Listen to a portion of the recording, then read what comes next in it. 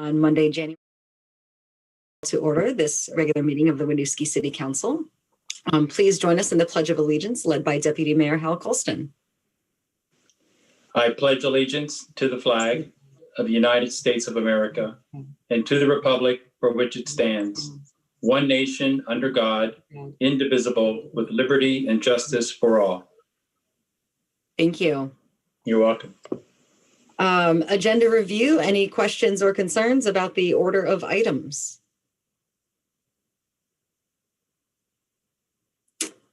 All right. Motion to approve the agenda.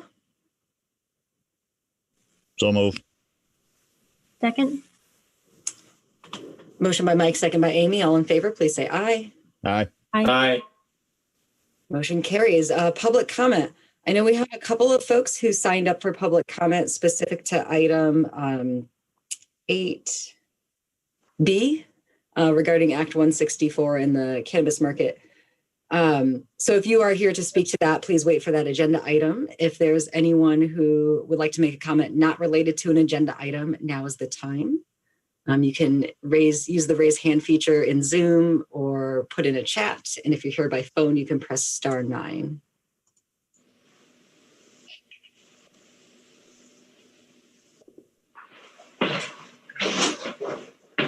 All right, seeing no public comment, we will move to our consent agenda.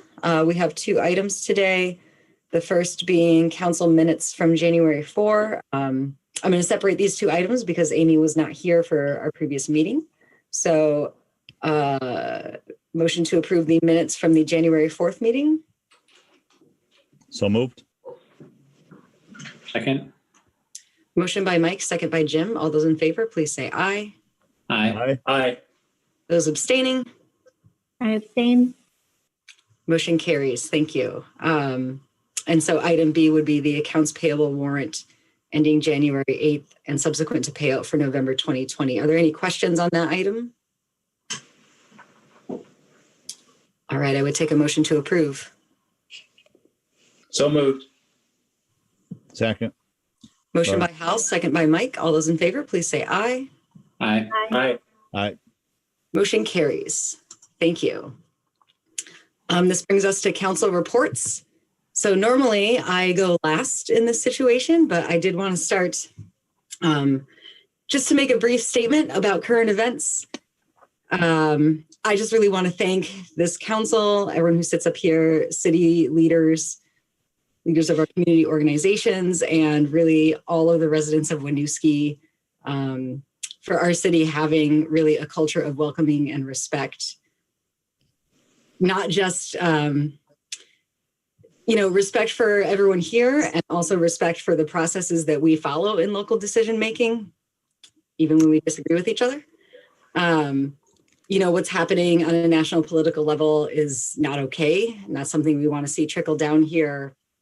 And I wanted to encourage folks to use this as a moment to reflect. I know I'm reflecting on my own behavior, but also the behavior that I accept in others when I do and don't act, or do and don't speak out, and what that can lead to.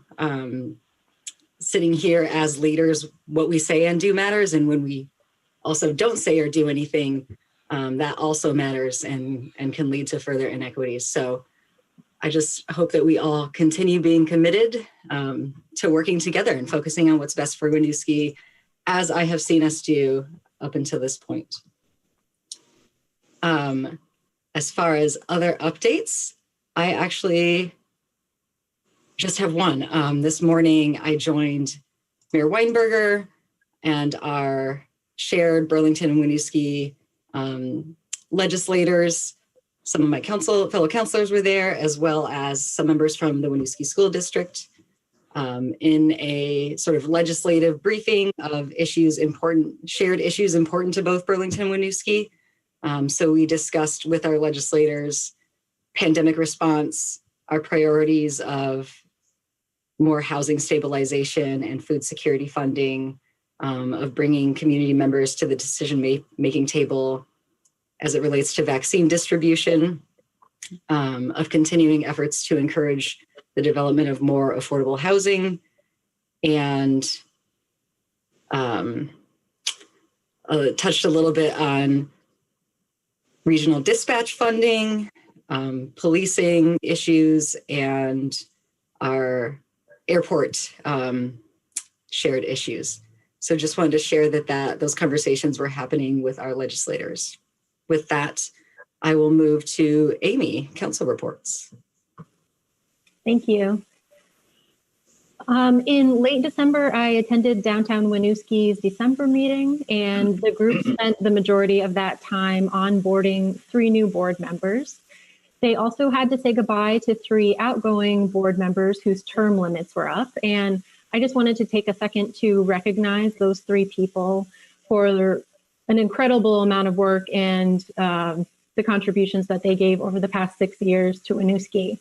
So those people are Kelsey Adams, who was the outgoing chair, Paige Feeser, the outgoing secretary, and Ann Vernon, the outgoing treasurer. So thank you to Kelsey, Ann, and Paige for all that you contributed. Thanks, Amy. Jim.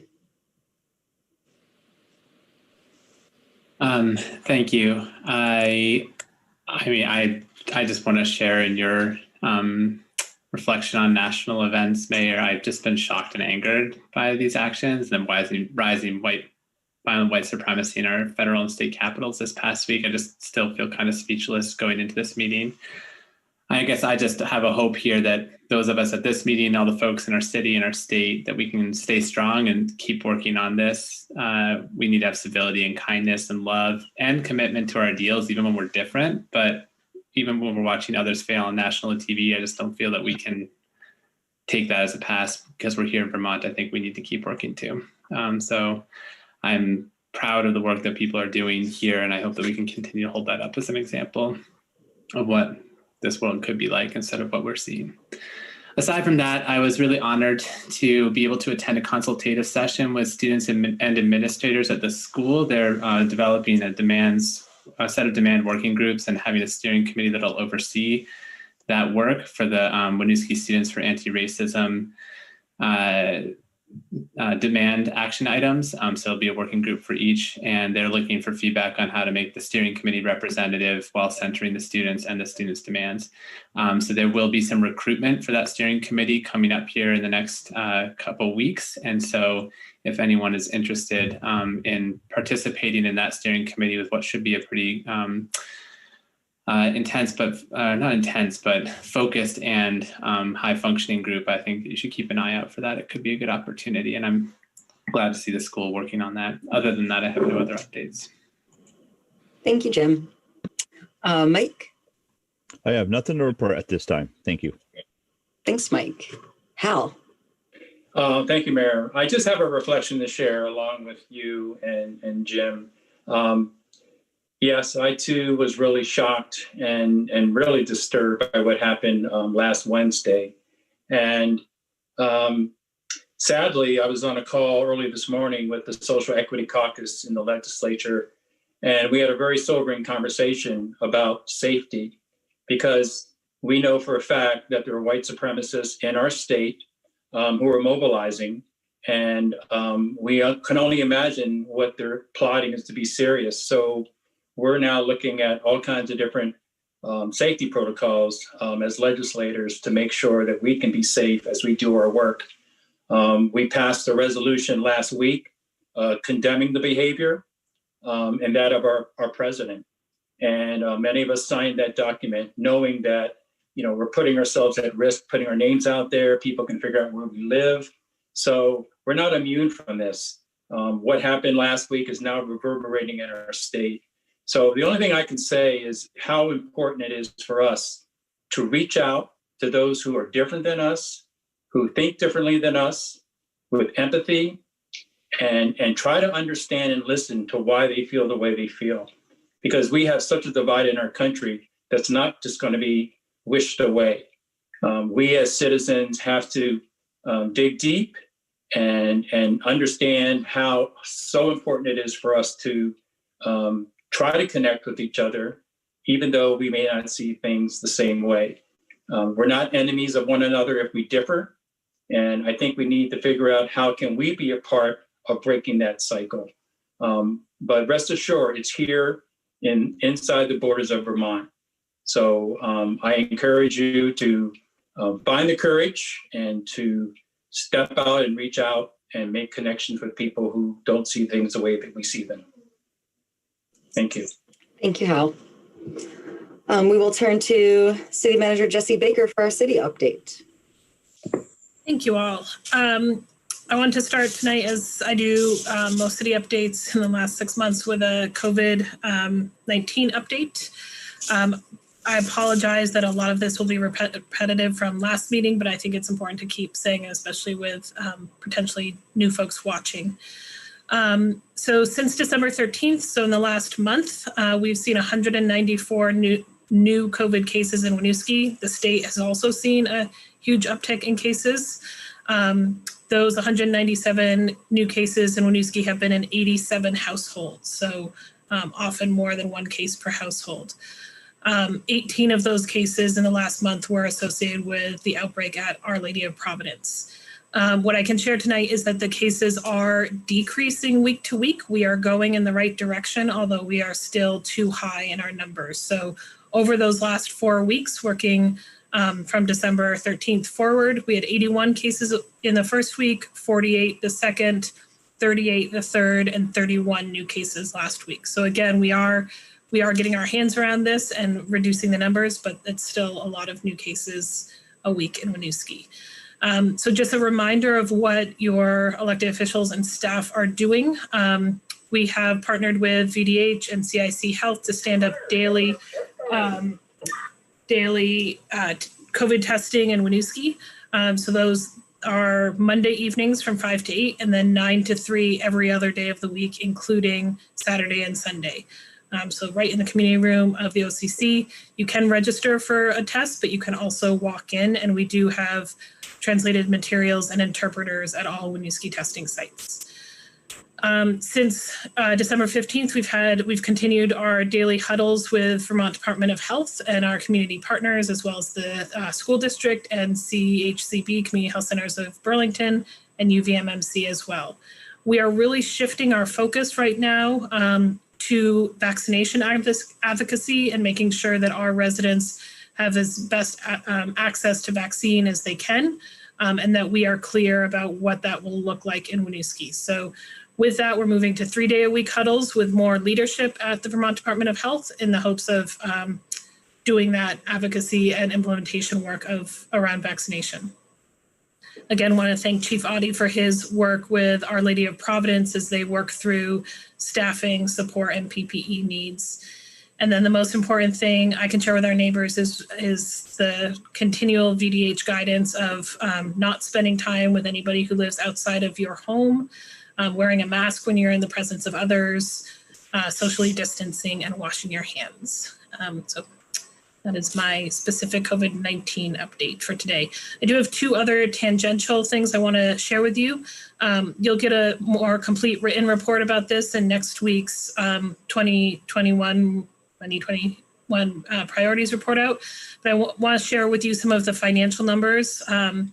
So our tax delinquency rates right now are actually relatively good for Q1 this fiscal year. So the beginning of the year, we are at a 0.65 delinquency rate, so under 1%. For Q2, which is the quarter just passed, we're at 1.5% delinquency rate. Again, you'll get all of these numbers in writing with next week's report, but I want to share them today. Our utility delinquencies are up a bit, $15,000 up as compared to last year for water, and $20,000 up from last year for wastewater. As I have previously mentioned, we did work with the state on that utility arrearages assistance program, and we're able to collect about $1,000 of outstanding balance from 6 accounts.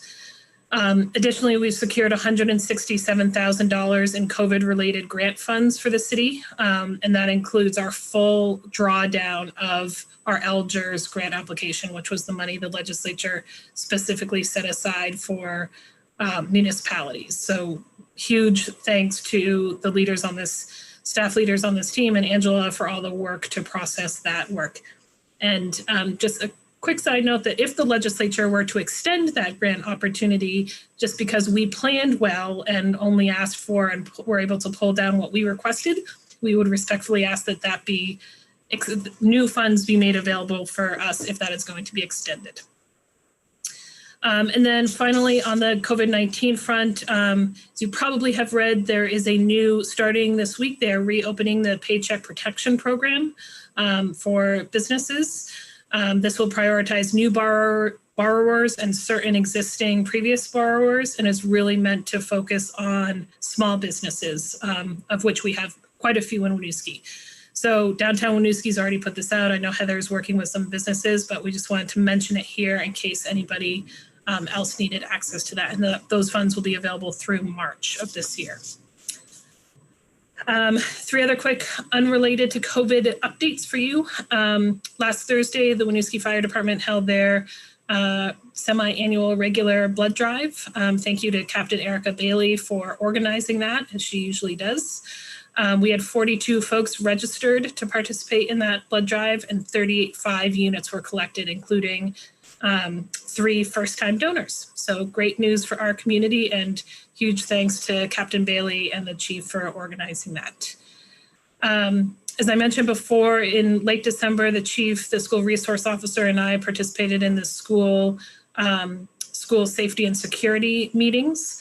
At the school trustees meeting last week, the school trustees assigned Liz Edsel and Steve Rebecco to lead the next steps in that process, including outlining a education and outreach process in advance of school decision-making about the future of school safety. So we continue to stand by to engage as we're invited into those conversations. And then finally, the fun stuff from community services. Ray, like how I leave this for the end. So this Saturday, Recreation is launching a cross-country ski program at Gilbrook from 10 to 1. Thanks to a partnership with Catamount Trail Association, we have equipment rentals available at the entrance to the park, and encourage folks to come out and cross-country ski or try it for the first time. Additionally, today the Winooski Libraries launched a Fresh Reads raffle. So now through January 25th, every time anyone checks out a book from the library, they will be entered into a raffle for the chance to win one of 3 gift cards donated by Downtown Winooski. So thank you, Downtown Winooski. And of course, you can check out books by signing up for browsing hours or calling the library for curbside pickup. And then finally, Ray's team through Recreation and the libraries is working on our next round of arts kits that will be released this week. Those are collections of materials and instruction and information that we have been distributing to families in the community. And this will be specifically targeted around Martin Luther King Day. There'll be a virtual reading of Last Stop at Marketplace, and then the instructions to do an activity around making a collage of your Winooski neighborhood. So keep your eyes out for that. There'll be more information on the website. Thank you very much. Thank you, Jessie. So we'll move on to our regular items, the first of which is on for discussion Town Meeting TV annual presentation. And I believe we have Megan O'Rourke from Town Meeting TV here with us.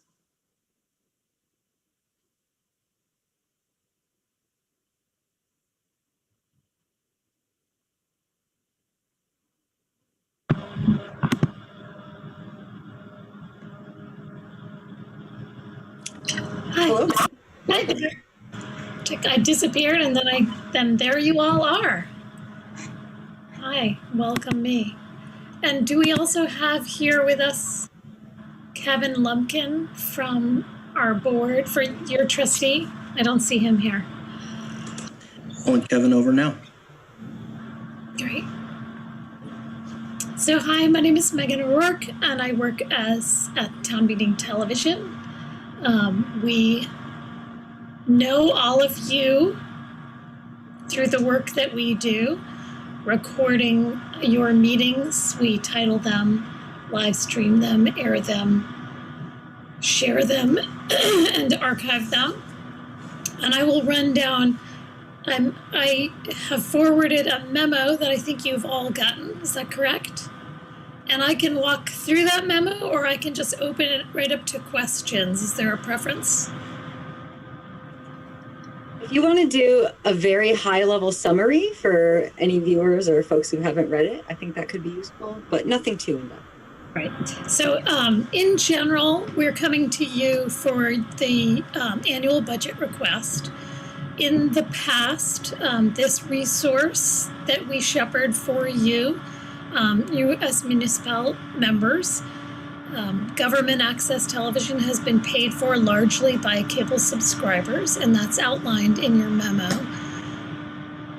With the decline of cable revenue and the increase in methods for delivering these meetings to folks, live streaming, the added clickable agendas, the various platforms that we are sharing these meetings on, and the archiving, we are realizing the need to shift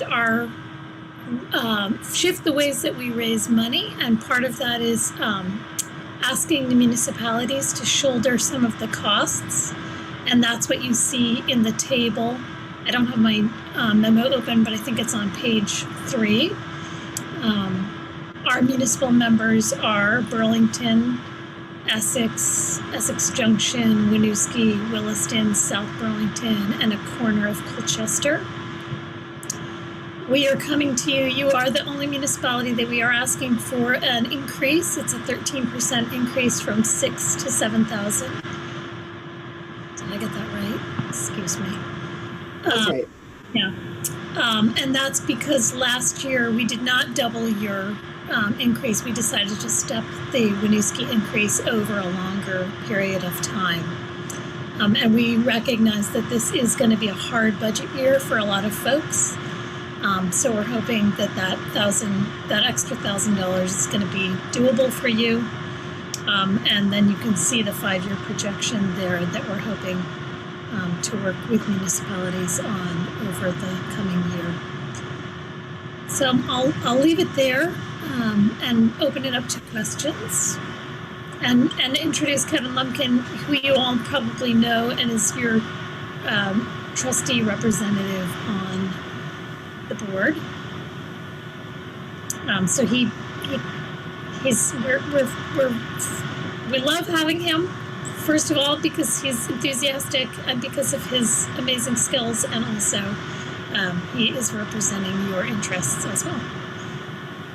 Thank you both.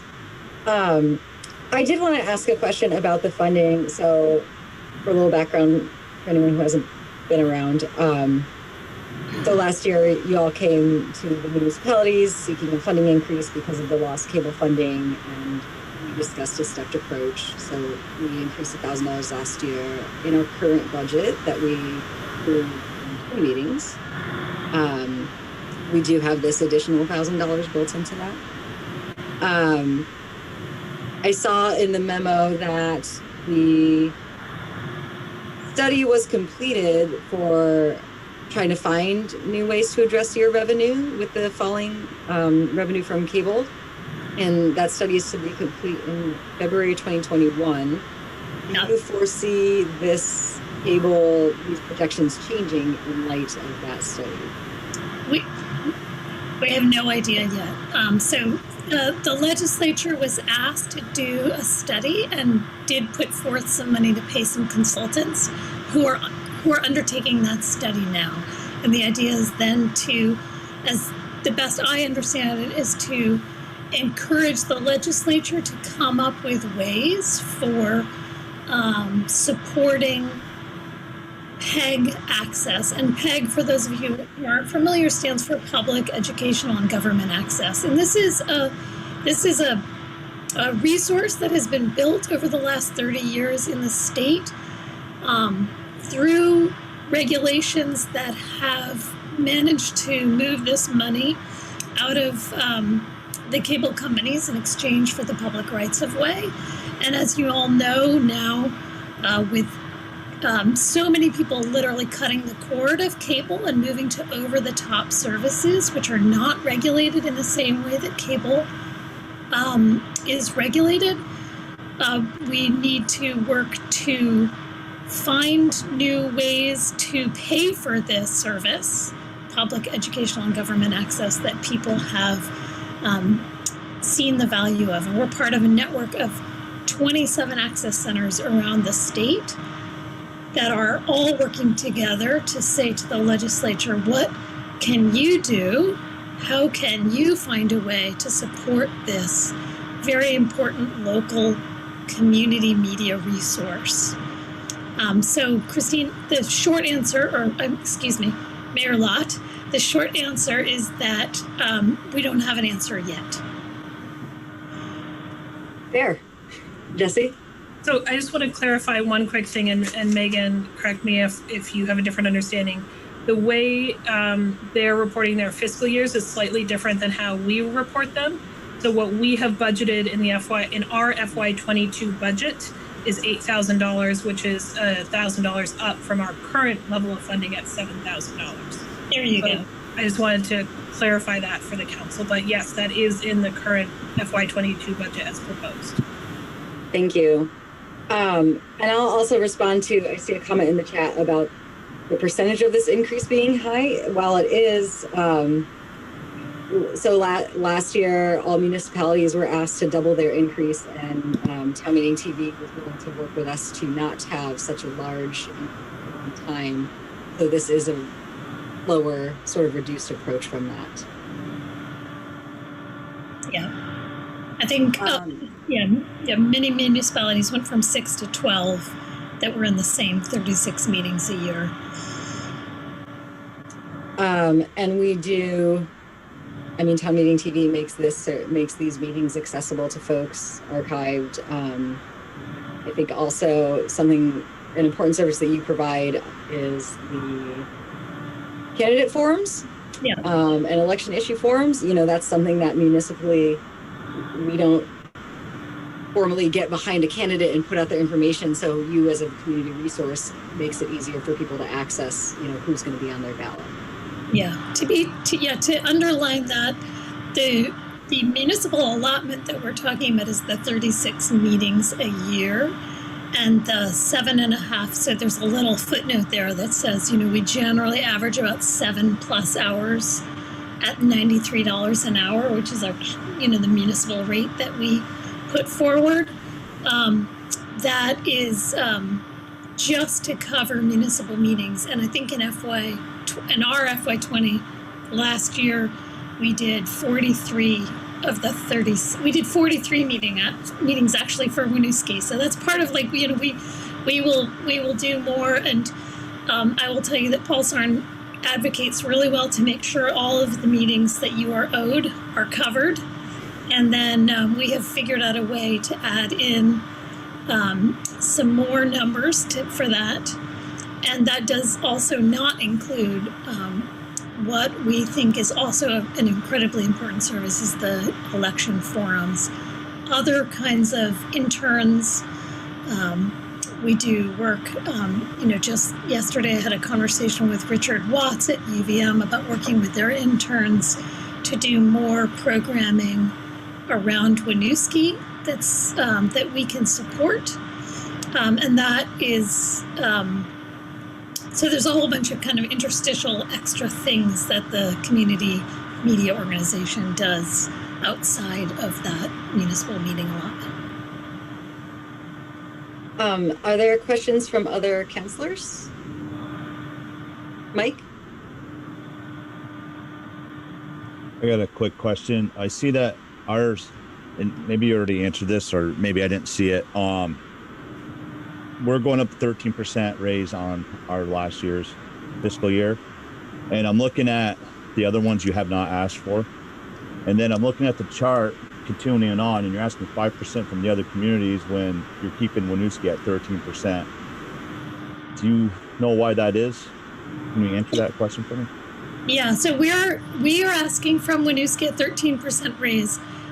When we first started doing these municipal requests, I'm gonna look back at my thing. So pardon me if I disappear for a second. So in FY19, you'll see that, for example, in Essex, we asked for 6,000, and then in the next year, we doubled the request. We realized we needed to move this along, that we were not going to reach our projected goals and be able to do the service that we were doing without doubling it. So we went back to every municipality last year and said, can you double your initial offering? And Winooski said, can we stretch that out over the next 5 years? And we worked with Mayor Lott and Jesse Baker to see that extended. So you'll see that by FY25, Winooski is expected to be spending 12,000 compared to the 14,000 or so for a comparable municipal member.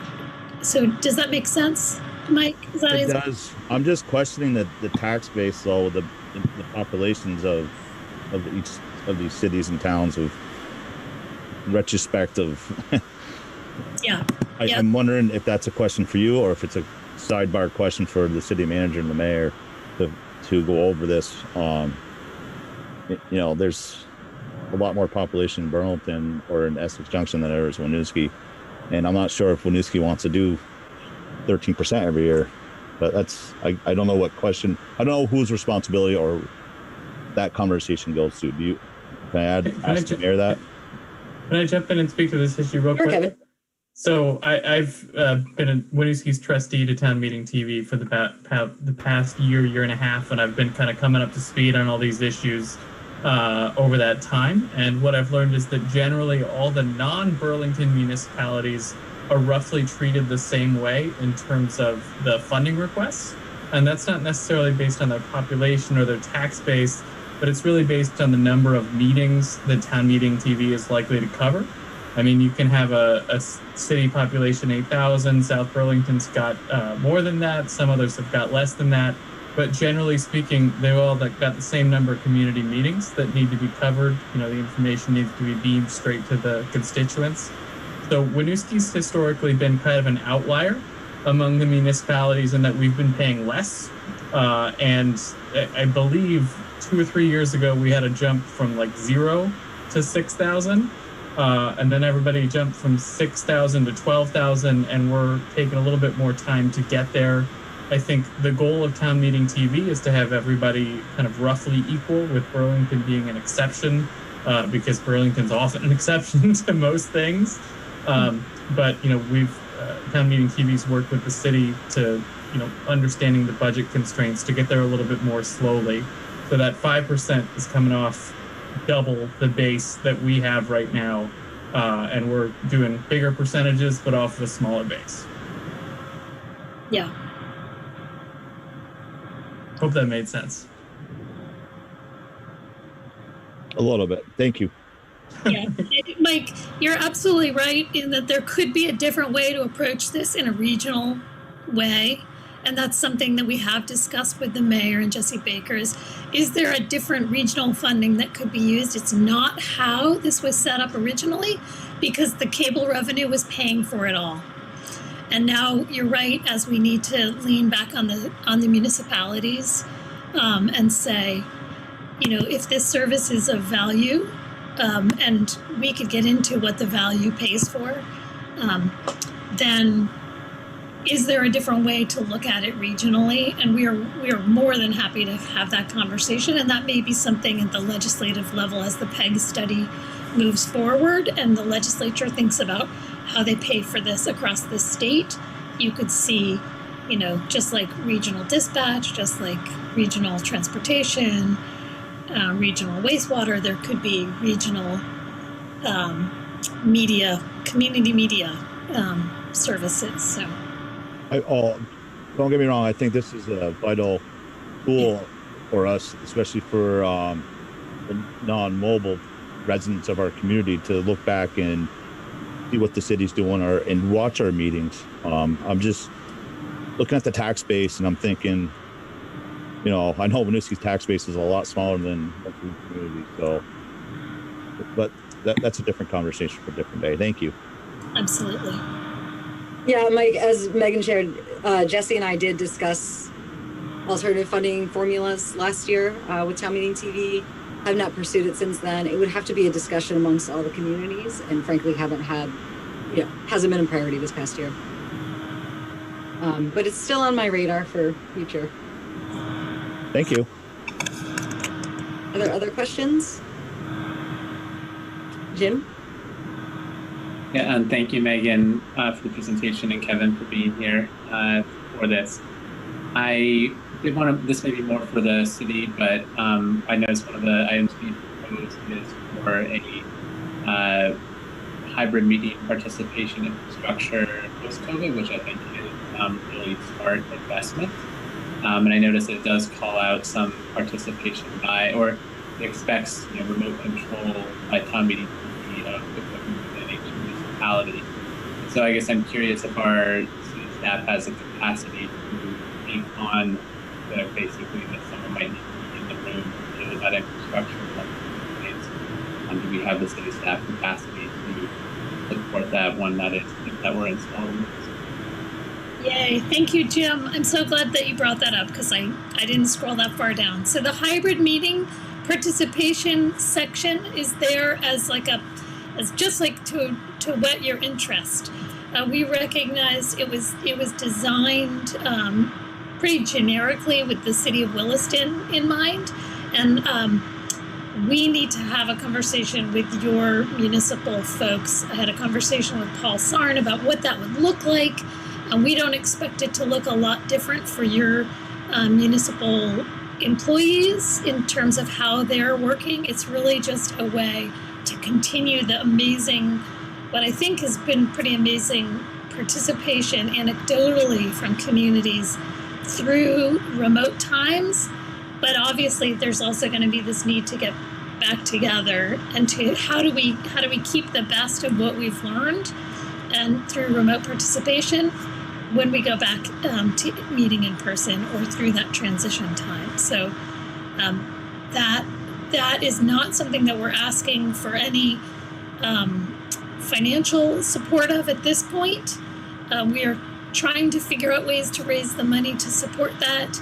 And we would then have to work with your municipality. We would ask your staff to help us implement it in terms of installing the systems, but I don't think it would look, I would hope that it would be a little bit easier than this, than the Zoom meeting period, if that answers.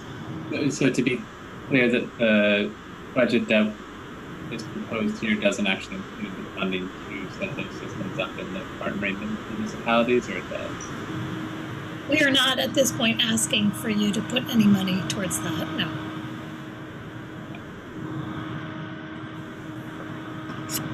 But I think generally speaking, Jim, to answer your question, we took it as Megan outlined as kind of a introduction of the idea that we would have future conversations about. I think we would be supportive of it, and I do think that Paul, much as he is kind of stepped up in COVID to manage and facilitate these meetings, that we have seen that as a added benefit for our community conversations. So we would be inclined to partner on what that will look like coming out of COVID, and use the lessons we've learned of remote meetings, but also look forward to being in a room with each other and how we might merge those two things together. So I think we are ready to partner when Town Meeting TV wants to talk about those ideas more fully.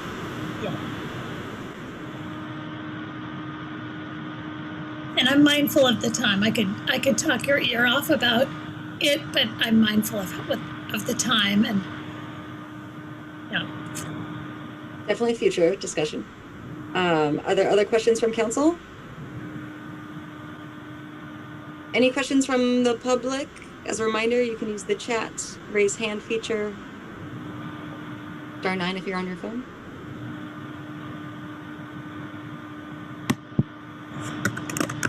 So last question, Megan. I just wanted to see how our camera guy Mike is doing. I was curious what your cameramen are up to these days.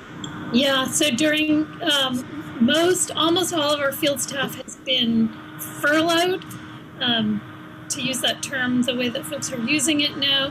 Mike is up in his homestead gardening away. A few of our local field producers are still doing a little bit of work out in the community. They've done some press conferences. I know, Mayor Lott, you had a press conference, and I think we had somebody there recording outside. So when we can record things outside, we're doing that.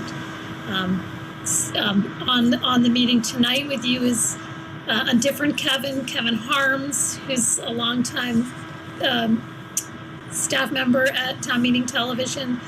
And you'll see that I'm stumbling. I do want to point out Town Meeting Television. In May, we were switched from Channel 17 on Comcast to Channel 1087 on Comcast. And we had to, so we've now lost the Channel 17 Town Meeting Television, and we're just Town Meeting TV. And I, having worked here for a long time, I have to struggle really hard to rename us. And I appreciate your support in that. And if you've lost us on cable, if you've got Comcast, you may need to program your remote and go up to channel 1087. We are in a PEG neighborhood. And that is also something that we had to do that happened in May. So that was really fun to do during COVID as well. Well, please send him our well wishes from Winooski. And thank you for coming in today. Thank you, Kevin, for joining as well.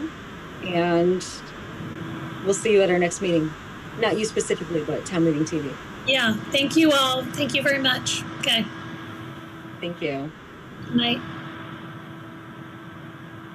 So we will move on to item B. This is also on for discussion. This is Act 164. Act 164 overview, regulation of cannabis, potential consideration for a future ballot item. I think, Jesse, you and Eric have some introduction. Yes, and I will turn it over in a quick minute to Eric, who put together this information for us. Just a table setting note, though, we are not asking you to take any action on this tonight. You and members of the community had asked for background on the legislation. So really the goal of tonight is to give you that background and hear your feedback. And if you would like to consider placing this on the ballot, we'd be happy to bring you that specific vote at a future meeting. That vote would need to happen by January 25th. So I will hand it over to Eric to walk through the information he presented in his memo. Yes, thank you very much. So included with your agenda packet was an informational memo that I've put together based on the legislation that was outlined in Act 164. This is not intended to be a comprehensive overview, and this is my understanding of the bill. So it may not actually, this may not be how it ends up, but this is my understanding of what the bill language includes. The actual bill is 102 pages long, so there's a lot of information there. But in general, what it talks about is the fact that municipalities are able to start licensing and allowing for cannabis retailers or integrated licensees, which are basically a combination of the various types of licenses that the state is offering, whether that be the cultivators, testing laboratories, manufacturers, wholesalers, or retailers. So municipalities have the ability to license those, the integrated licensees or retailers locally. But in order to do that, first, the town or the municipality has to take an affirmative vote at a annual meeting or a special meeting of the voters of the municipality. So that would either happen at town meeting or a special meeting would need to be had in order for the municipality, for the city of Winooski, to start taking applications and start allowing for these cannabis operations to exist in the city. There's also, the state is putting together a cannabis control board, which will be doing rulemaking and providing a lot of the guidance that the municipalities will have to follow. The limitations on what a municipality can do and how they can actually regulate the uses is going to be pretty limited to a land use component. This will function, I think, is my opinion, that this will function similar to how you all operate as the liquor control board right now, where there's a state component and a municipal component. So there's again, some of that still needs to be worked out through the rulemaking. But really it's, there's still some unknowns about what's happening here. But I think in Winooski, it's, we're a small area, small city geographically. So depending on what the rulemaking says, there may be opportunities for the city to incorporate or to allow for cannabis establishments, but also potentially not. So I think it's a lot to be determined yet. So if the municipality, however, does not, if the vote is not to allow for cannabis establishments, then there's no need to move forward with other aspects of it until that happens locally. So I will leave it at that to see if there's any questions. I know there's, like I said, there's a lot of information in the bill itself, but this is really to provide a quick summary of what options are out there and what other municipalities are looking at as far as specific language and how complex that needs to be. Thanks, Eric. Amy. Thank you. I'm curious if we were to put something forward on the March ballot about, potentially setting up some sort of cannabis market, would we have the ability to pick and choose which aspects of that we wanted to move forward with, or is it sort of all or nothing? So for example, could we vote to put sales forward on the March ballot, but not manufacturing? As I understand it, the municipalities can regulate retailers or integrated licensees. So you could put forth a question to allow just retailers, and that would be the only license that would be allowed for Winooski. That's the way I understand it. It can go forward as two separate questions, whether it's retailer and then an integrated license question. It can be a combined question, or I think you can do them individually as well. Thank you. Mike, I see your hand. Yeah. Let me jump on this manufacturing stuff with Amy. It also mentions cultivating, and I'm pro new business. I think new business is great, especially for a city looking for new businesses. But what I've been reading on this is there's no established location, kind of prohibits where they can set up shop. And that's a concern. I remember the last meeting we had about this, I had brought up some of that about where can we establish where shops will be, especially when it comes references to schools or residential areas. And then if we get into putting this on the ballot, it's a broad spectrum because it's not finalized yet. We're seeing it now where the drying process down at the carpet I call it the carpet factory because that's how I know it, has brought up some huge obstacles for residents down that area. And I'm just concerned about if they start setting shops up, are we going to have the same issues going on in the future that has brought to light? So there is I guess from the retail side, I don't think the issues that are going on with the property at Elm Street would be a factor because there wouldn't be any manufacturing at the retail establishment.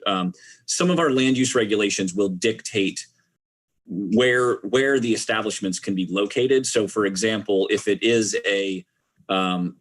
is something that's more large scale, a manufacturing type of operation, we would most likely require that under our current regulations to be located in our industrial zoning districts. So that's going to be limited to the Teigen area or at the property down at Elm Street. With that, the same nuisance standards, the same performance standards that we currently have in our regulations would apply to any of these new uses. We may need to revisit those regulations to make sure we're covering all aspects that could apply here. But those same performance standards would apply to any new land use. The legislation specifically talks about the fact that the cultivation and at least the cultivation for sure is not covered under the required agricultural practices through the Agency of Agriculture, which would allow for some of the exemptions that farming currently is afforded because of the nature of of what they do. So So the cannabis operations would not fall under that category. And it's specifically outlined in the legislation that they would not have that exemption. So we locally could regulate, as I understand it, through our current regulations, our current land use regulations, or revisiting the performance standards to add more language for those issues. Jim? Yes, thank you. And thanks for preparing this, Erica. It's great to have a kind of high-level overview of a pretty complex bill. I had a couple of questions. I think one is on the licensees. My understanding is there's 6 licenses, and we can only choose to regulate 2 of them, retailing and integrated licenses, and that the others are not subject to local decision making. So I guess I'm curious if that is the case or not. Can we have a processing or manufacturing business in the city because it's not a retailer or an integrated license? And then kind of along the same line, as far as I understand, the integrated licenses are there are 5, and they're for the existing dispensaries in the state. So are any of the 5 existing dispensaries within Winooski already? Do we need the integrated license, or would we be, is that kind of moot? And so I guess that's some questions around the licenses that we would be approving. I know we can only choose on the retailer and integrated. Does that mean we could see a licensee of a different type coming into the city? And then I can I'll stop there, but then I had another question on the nuisance ordinances. Sure. So to answer your second question, the existing dispensaries, we do not have any, none of those are located in Winooski currently. So we don't, as far as I'm aware, we do not have any operations that are selling cannabis or medical marijuana right now. The question on the licensing, as I understand it, the retail license is pretty clear. I think that's for retail. The integrated license is any combination of the other licenses. So we could have a situation where we do have a wholesaler that also is retail, that sells the product out of a retail storefront, but also sells more broadly in a wholesale environment, or manufactures and wholesales, or manufactures and retails. So there is the potential that we would have some of the other types of licenses, but they would fall under that integrated license category. Jim, did that answer your question? That helps with the integrated licensing piece. And then I guess you, I think, alluded to this already. Our public nuisance statutes or ordinances may need to be revised or upgraded in order to handle kind of any concerns that might arise, especially around odor. How much, my understanding again is that we can't really make those changes until the rulemaking is done at the state level. And so we're going to kind of wait to do our ordinance updates until the rules come out from the state, or can we start making those changes now ahead of any state rulemaking? So we can make the changes to our regulations at any time. I think if we're going to make changes that are going to specifically talk about cannabis, it's possible that the rulemaking may address some of those already. With that said, I don't think any changes that we might want to look at, I think we should be able to apply to any uses, so that the nuisance component is going to be equally and equitably enforced for any type of use. So we're not necessarily singling out a cannabis use versus for example, a soap manufacturer, so that they are, if it's a smell issue, it could be a nuisance depending on what the smell is. That's really more of a subjective thing. So really what I found anyway, at least with the current situation that we have at the Elm Street facility, we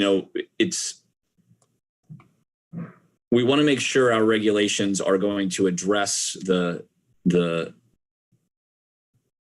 address any complaint at the same level, rather than focusing on a specific use and what complaints might come from that use. Thanks. Are there other questions from council? Mike? Yeah, one more quick one. Now, as a council, if we act as the board, will we have the authority to say we only want to pass or present one or permit one license, saying just retailers, and there will be no manufacturing? Do we have that authority if this goes to the ballot, or are people that want to open businesses in Winooski going to want? Are we going to get stuck in a catch-22 situation where it's all or nothing, or are we going to be able to say this is what the license that only Winooski wants to provide is just for retail? Do we have? Is that? Yes, I think you do. I think that depends on what question you put forward on a ballot. Okay. You could just ask that question, that to allow retail licensees only, and not even ask about the integrated licensees. So I think that is an option that you have as a municipality, as council. And correct me if I'm wrong. I read a letter from Mr. Harrington too, which he's got some experience in this. I believe he's on. So that might be. I'm kind of out in the loop. I don't really understand this whole cannabis business anyway. And what are general people looking to do in a city front? Are they looking just for retail space, or are they looking to manufacture it in a city location? Or are they looking to truck the product in and just have the retail storefront? Is that a question that any of us know, or anyone any of the participants know? Yeah, I don't have a sense of that personally, so I can't answer that. Well, why don't we move to public comment? I know we have at least 3 people sign up for this. Paul can usher them in. Thanks, Christine. So first we have Dylan. Dylan, whenever you're ready. Hey, everybody. Thanks for the opportunity to share my voice regarding this vote. I believe there's a huge benefit to Winooski opting in, but I'm not here to convince you guys of that. I'm really just asking that you allow the people of Winooski to decide earlier than later whether Winooski should opt in or out by putting this on the ballot in March. And also, more importantly, what I really want to emphasize is waiving the signature requirement needed just in light of the pandemic. It's just not safe to go get the signatures right now to put this on the ballot. I think there's enough support behind this vote that we could get the signatures if we need to, but it's really just a concern for public health and a waste of resources for everyone involved if we have to go physically get signatures. I'm pretty sure Brattleboro, Burlington, Williston, Montpelier, and I'm sure there's others too who are putting it on the ballot without the physical signatures needed. So I'm hoping that we can do the same. And that's all I've got. Thank you for listening, and I'm happy to answer any questions if you have any. And also, if anyone wants to reach out to me outside of this meeting, feel free. Thank you. Thank you, Dylan. Paul, you want to bring on our next public commenter? Sure. So next we have Adrienne. Adrienne, go ahead when you're ready. Hi, can you hear me? Yep. Hi. So first I'd like to say, Dylan, your dog in that picture was adorable. I'm a Husky fan. But that being said, I also am aligned with Dylan's message around, one, the safety and the requirements of the signatures. I think that if we can bring this to the ballot without having to go through that process, I think that that would be probably an acceptable exception due to the COVID pandemic. And secondly, I really do feel like if we have the opportunity to get this on the March ballot, the more participation, the better. I have been in some meetings around my neighborhood where people either hadn't participated in council meetings or been paying attention, and there wasn't a lot of communication. And so they feel ostracized from some decisions that the city has made. So I feel like if we can get this on the March ballot, that's something that's going to allow more people to participate. And I really do think for this decision process, that's very important because there is a lot of education around it. And I do believe there are a lot of benefits as small business positive community to at least putting this on the ballot and starting some discussion around it. And again, I do think time is of the essence. I'd much rather that the city of Winooski is thinking ahead rather than behind the 8 ball on this when it comes to making these decisions, getting the proper guidelines in place if we decide to move forward, or you know, really fundamental reasons if we decide not to. And that's it. Thanks, Adrian. I do want to respond to the comments about a ballot item. So we as council do have the authority to just choose to put something on there. If we did not choose to, there's the signature process. However, a couple meetings ago, we did approve that we would accept virtual signatures for town meeting day in lieu of physical signatures. So that's there if it turns out we don't want to move forward. That's great. Thank you, Adrienne. Paul, our next person. Eli, whenever you are ready. All right. Welcome. Thank you very much. All right. Yeah, thank you very much for having me. I did send in a letter earlier, and I do just want to, I want to thank all of you. My mom was on the Winooski City Council, so I know what a dedication this is and really appreciate it. So, you know, I want to echo what the previous two speakers said. You know, I think this is about getting this on the ballot, and normally, you know, getting the petition, getting the signatures would not be as much of an issue, but during COVID, you know, trying to get it on would be great.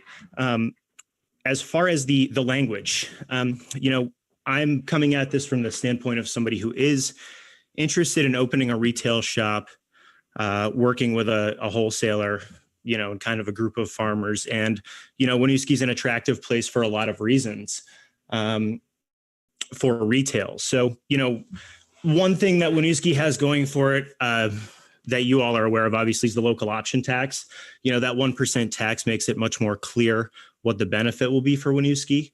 You know, and I think it's going to be up to people like me who are trying to apply to do kind of the community education and outreach, you know, and really think about, is this something that people want? And if so, how and where? You know, so I can go into some of the other stuff you guys talked about. Like I mentioned, I have been an advocate for a few years. I'm a registered lobbyist. My only client is myself. You know, and I'm interested in a wholesale license. I grew up in the Northeast Kingdom. I do hemp now and like to switch to THC. And, you know, I'm looking at different locations for possible retail around the state. And, you know, Winooski's home where I grew up. So it's a place that obviously is near and dear to my heart, and is someplace that's super appealing. But, you know, there's a lot to be worked out between now and then.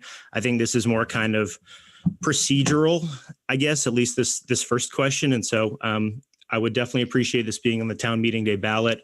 Love to be a resource in the meantime. And, you know, if there are questions about, you know, taking with a grain of salt, you know, I'm an interested party here, but I am very familiar with this legislation. If you guys did have quick questions, I'm happy to share what I know and direct you to others who might know more.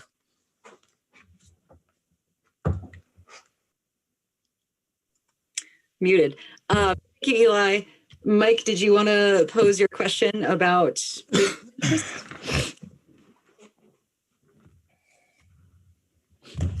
Sure. Let me unmute myself. I got a comment about the consumption lounges before the manufacturing. And I also read that they do not allow manufacturing at retail businesses. Am I reading that right, Eli? Yeah. The way that I understand it is that there's not going to be co-location of any kind allowed, right? So you can only do one thing in one physical location, at least for now. You know, now people would love to be able to sell it off of their farm in the future. We'll see, but yeah, as it stands, you know, you couldn't grow it in the back and sell it out of the front in the same building. You know, how that changes in the future, we'll see. But yeah, the other thing you had mentioned was like I said, consumption lounges, delivery, those will be the next two licenses that are probably looked at in addition to these next ones. So I think that's something that people who are retailers are going to be asking about. It's something I'd certainly be interested in, and how that complements the rest of the food and beverage scene in downtown Winooski. So, I think that's something to consider, but no, I think it'd be retail only, and, that'll be enough work as far as parking and security and all the other fun stuff.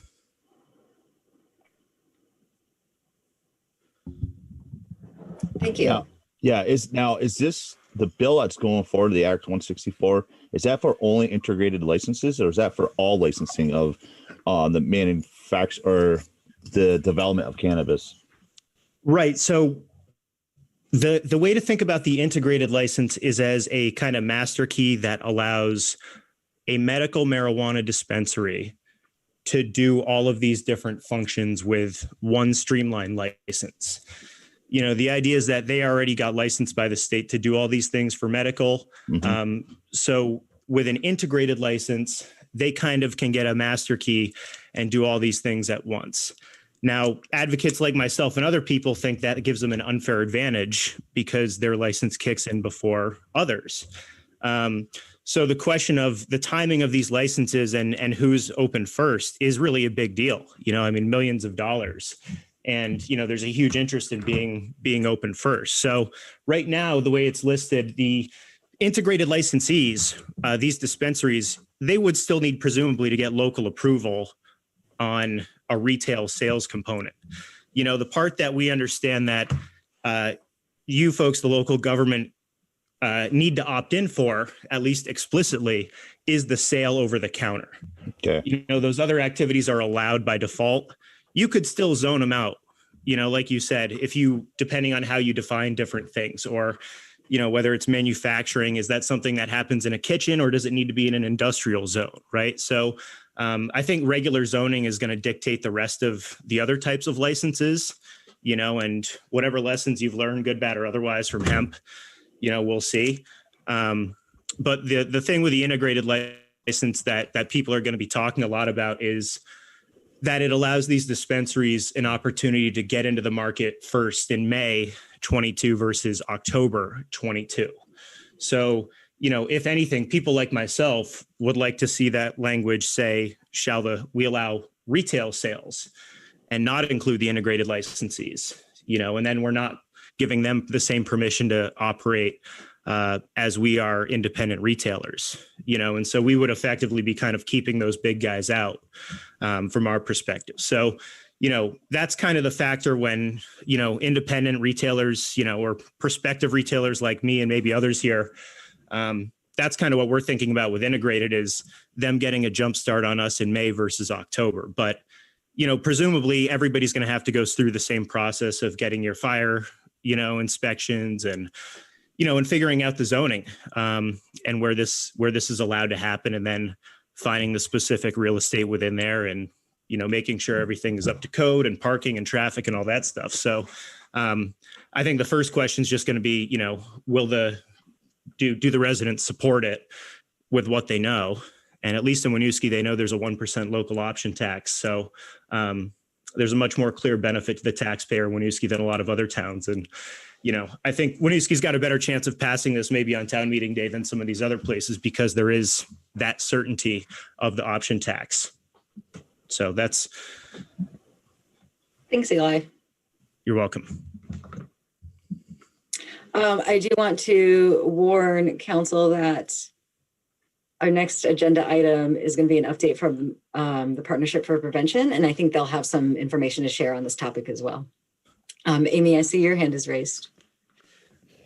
Yeah, I did have another question, and maybe I should just save it for the second group. But I think, to me, the biggest concern here is the fact that the Cannabis Control Board has not been established. Well, it's been, I think, appointed, but they're not up and running. And that's going to be the body that makes the rules that we would then have to adhere to. So it seems to me a little bit like putting the cart before the horse. And I'm just curious from your perspective, Eric, if you think that there's risk in doing that, and if we did go ahead and approve it to go on the ballot. And then lo and behold, there were some sort of rules that or regulations that we weren't comfortable with. What do you think our options would be at that point?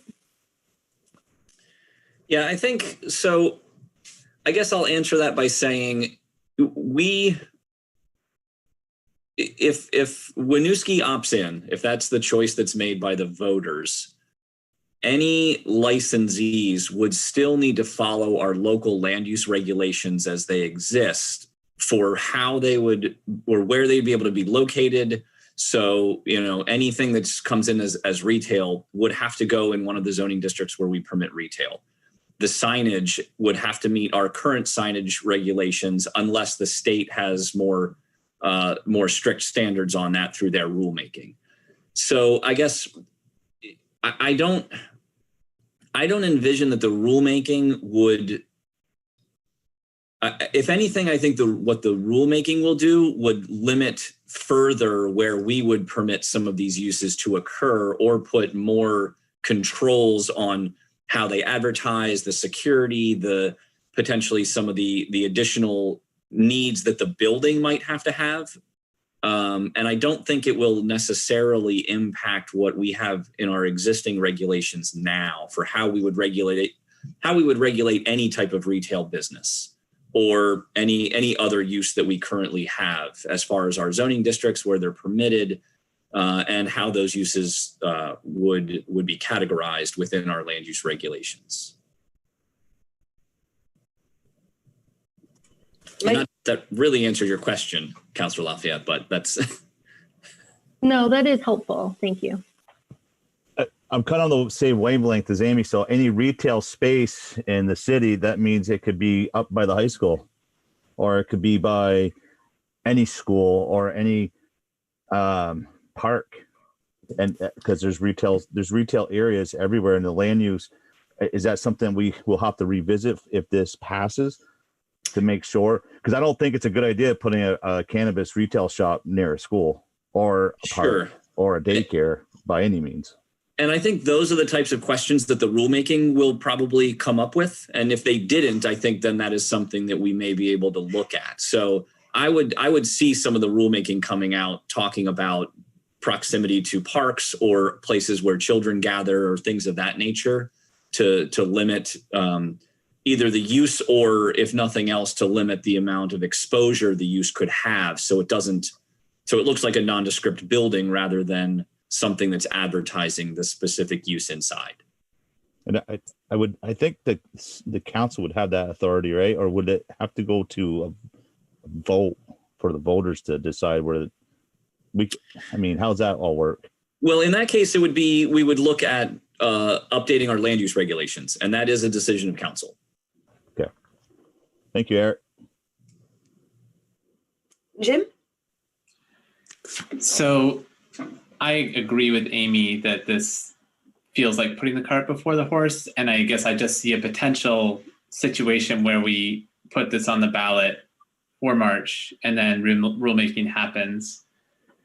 And I doubt that it would come out so poorly for us or for the community that we would then have to ask voters in the subsequent town meeting day to take this back because the rulemaking doesn't work out for us, or it could create some real problems in our community. So I don't think it's likely, but I struggle more with so that's one thing I would hate to see council end up doing is putting this on the ballot, finding out what the rules are, and that we aren't going to realize that much economic gain potentially depending on how fees and the 0.5% we actually get from the options tax comes back to us.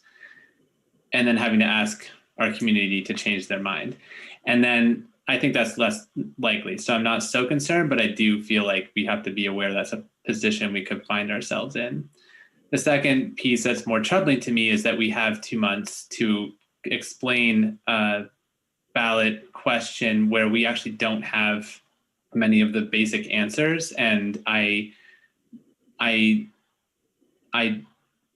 on principle have a hard time doing that. The reason that I would still support doing this this town meeting day, and I know we're not making a decision today, but I'm just explaining my thinking, is that there is going to be some operational benefit for the city to have a longer time to plan and prepare for implementation. And there's going to be an economic benefit for our entrepreneurs and business developers to begin making plans for issuance of licenses.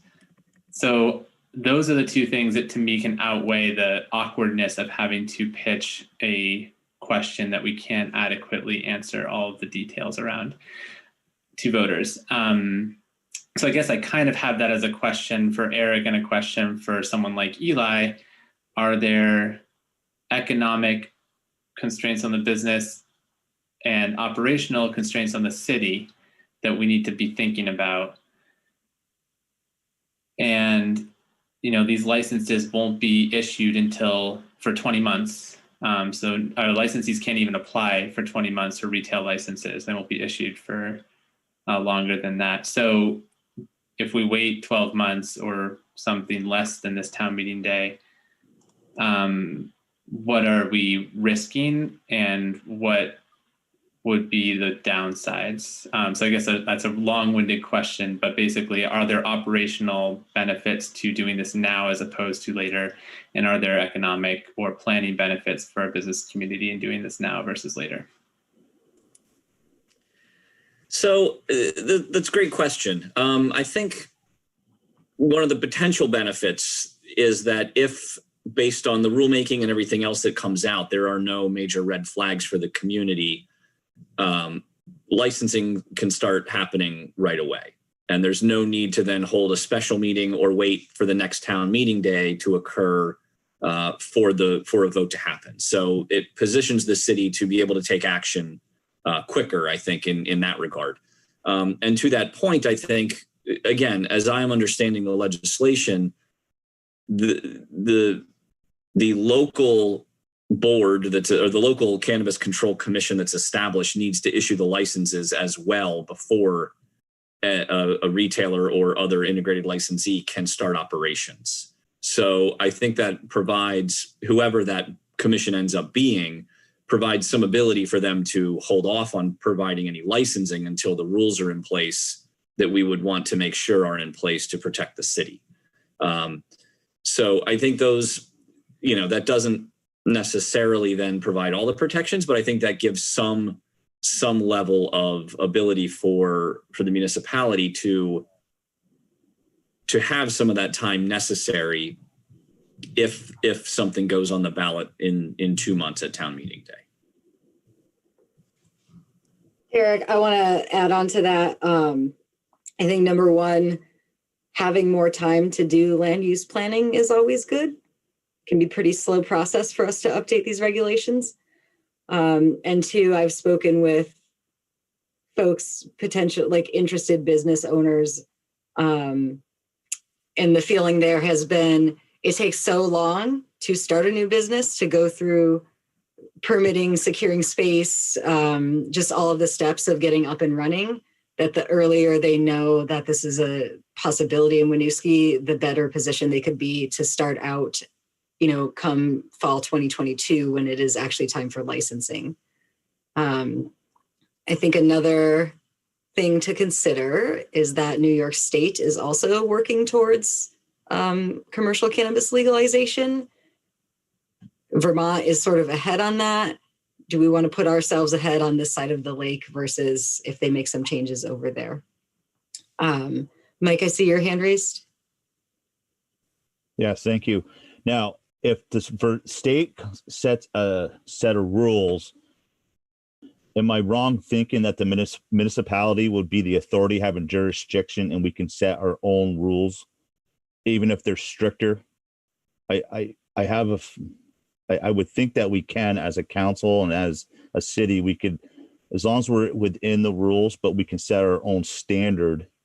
I would believe so, because that, for an example, the National Electrical Code is the minimal, but the electrical inspectors of the state have authority, having jurisdiction, so they can, as long as they're within the code, if they see something that they want fixed, we have to, because of their authority, we do what they say. So I'm just wondering if the municipality will have that same jurisdiction when it comes to the city, and we'll have, if we see that the state of Vermont rules are kind of lax, if we can set up our own set of rules, as long as we're in the guidelines of the state. And I don't know if that's a Jesse Baker question.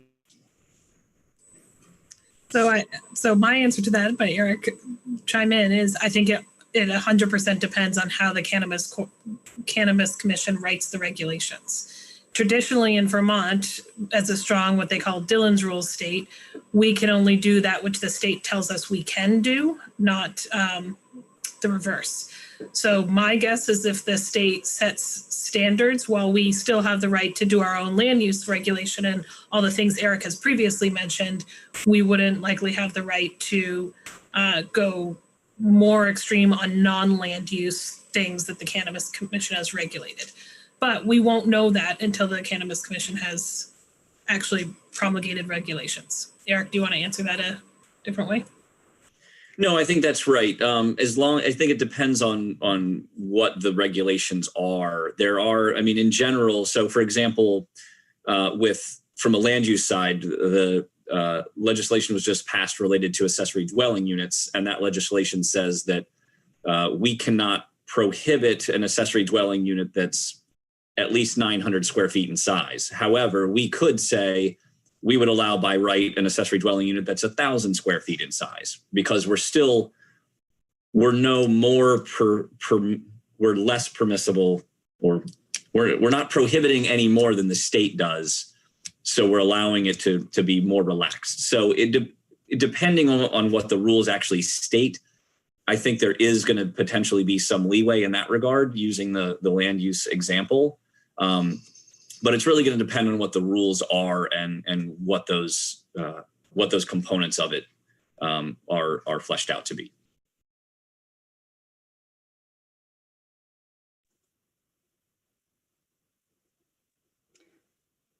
Are there additional questions? Oh, I don't know, Hal, is there anything that you want to chime in on the legislation, or have we kind of covered that?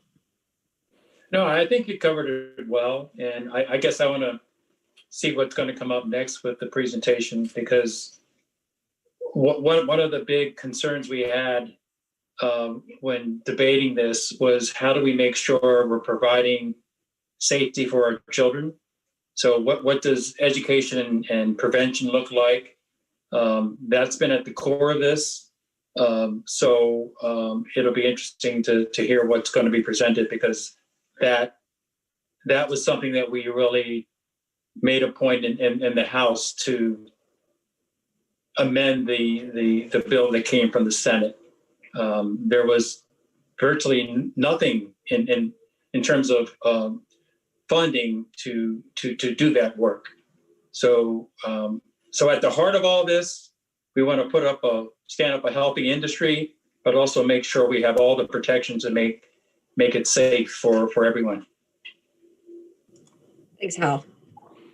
That is a good transition, but we have, I see Eli Harrington's hand is raised, so I'll bring him back in for one more public comment.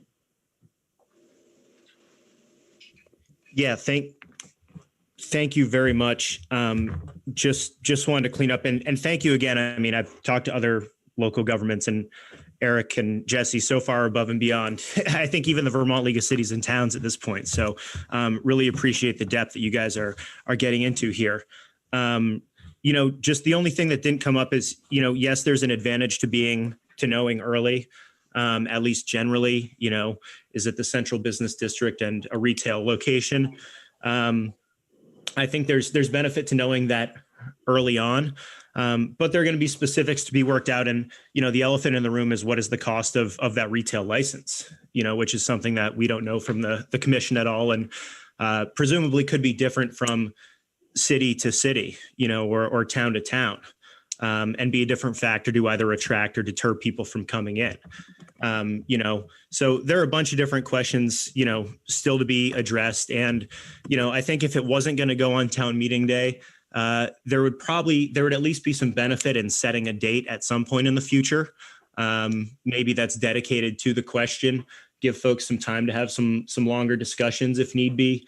about things like signage and education and funding and all that. So, I think that ultimately there are ways to overcomplicate it when we're talking about something basic. But I would just say if it wasn't going to go on town meeting day, I think there'd be a benefit to at least setting a date in the future so that people can look to something in, let's say June, so that they can at least know if Winooski is going to be moving forward. But no, I appreciate the conversation, the chance to speak, and being a resource in the future.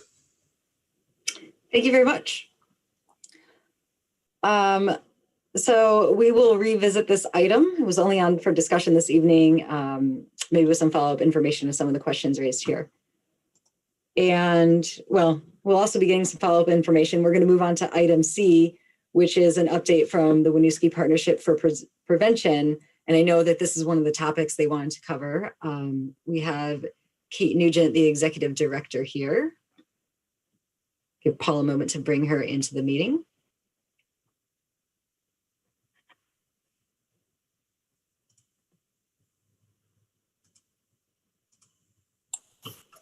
Kate, welcome. Hello. That's my first time being Zoomed from a webinar too, so that's fun.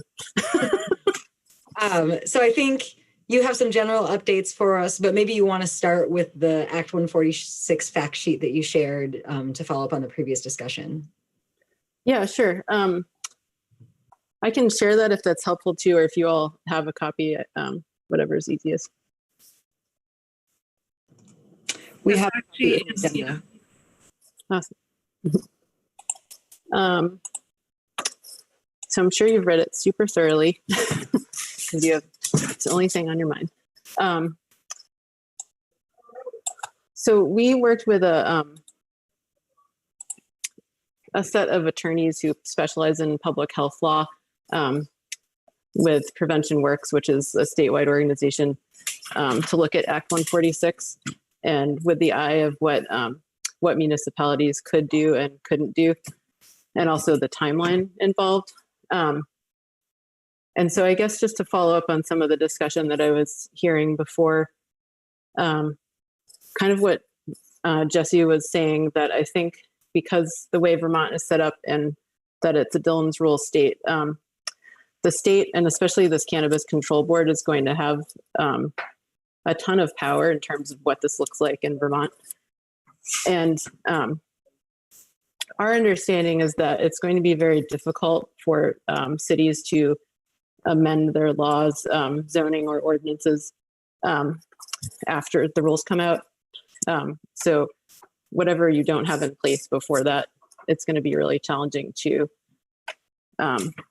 put something in addition. So, and in a lot of states, this may or may not be the case in Vermont, but those boards are very political, and they're often, people who are on them are industry focused, like that's their main focus. So I guess to summarize the main gist of that memo, we think that it makes sense for municipalities to wait because you have 2 years, so you could still vote on it the following year if you decide that you would like to do that, so that you have time to put the, to amend your zoning how you would like, considering all the issues. And, it's not an ordinary commodity. It is an addictive substance that comes with a whole host of challenges. And the tax revenue is probably not going to kick in for at least 2 to 3 years. And that's another thing that the control board has the power to set the taxes, even beyond the legislature. So I think those are the main points that I think are most important.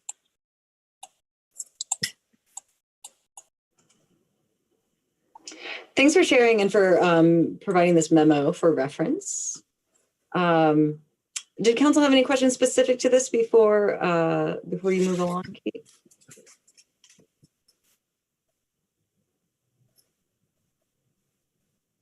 All right, I think this ties in well with what was discussed before.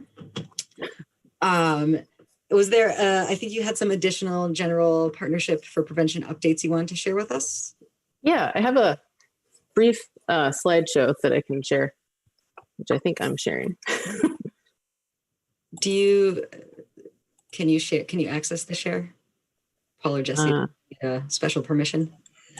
So Kate, I just made you a co-host, and down below you should have option to access the share screen function. Thank you so much. All right.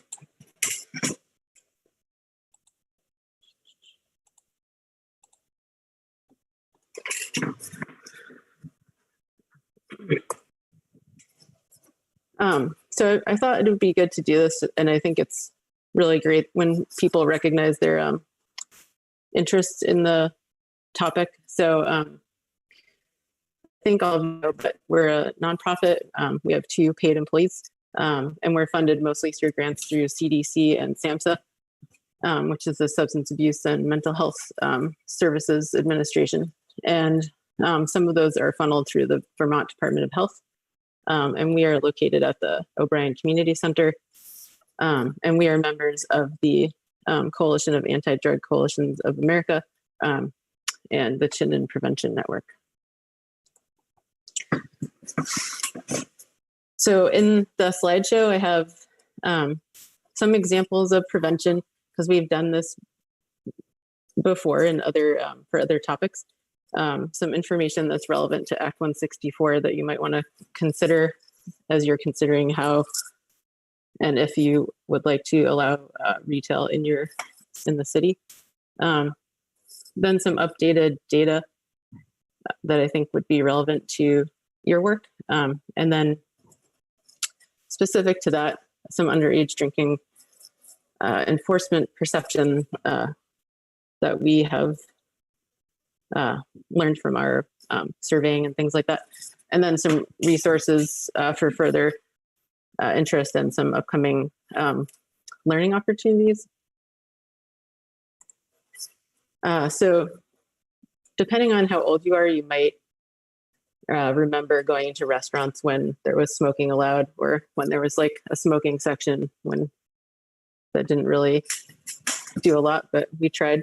And then also marketing towards youth through cartoon characters like Joe Camel. And then there were cigarette vending machines that would be in the, hotel lobbies or restaurants, and nobody was monitoring them usually. So all you would need is some money and put them in, and you could get a pack if you want. And also, as far as marketing goes, seeing tobacco use in children's films like this one, and even though it's the villain in the film, it still sends a message of normalcy and some acceptance. So I know you're probably all familiar, so I don't want to spend a ton of time on it, but just to get you thinking about if you do move forward with marijuana or potential other ways to further prevent tobacco use among youth.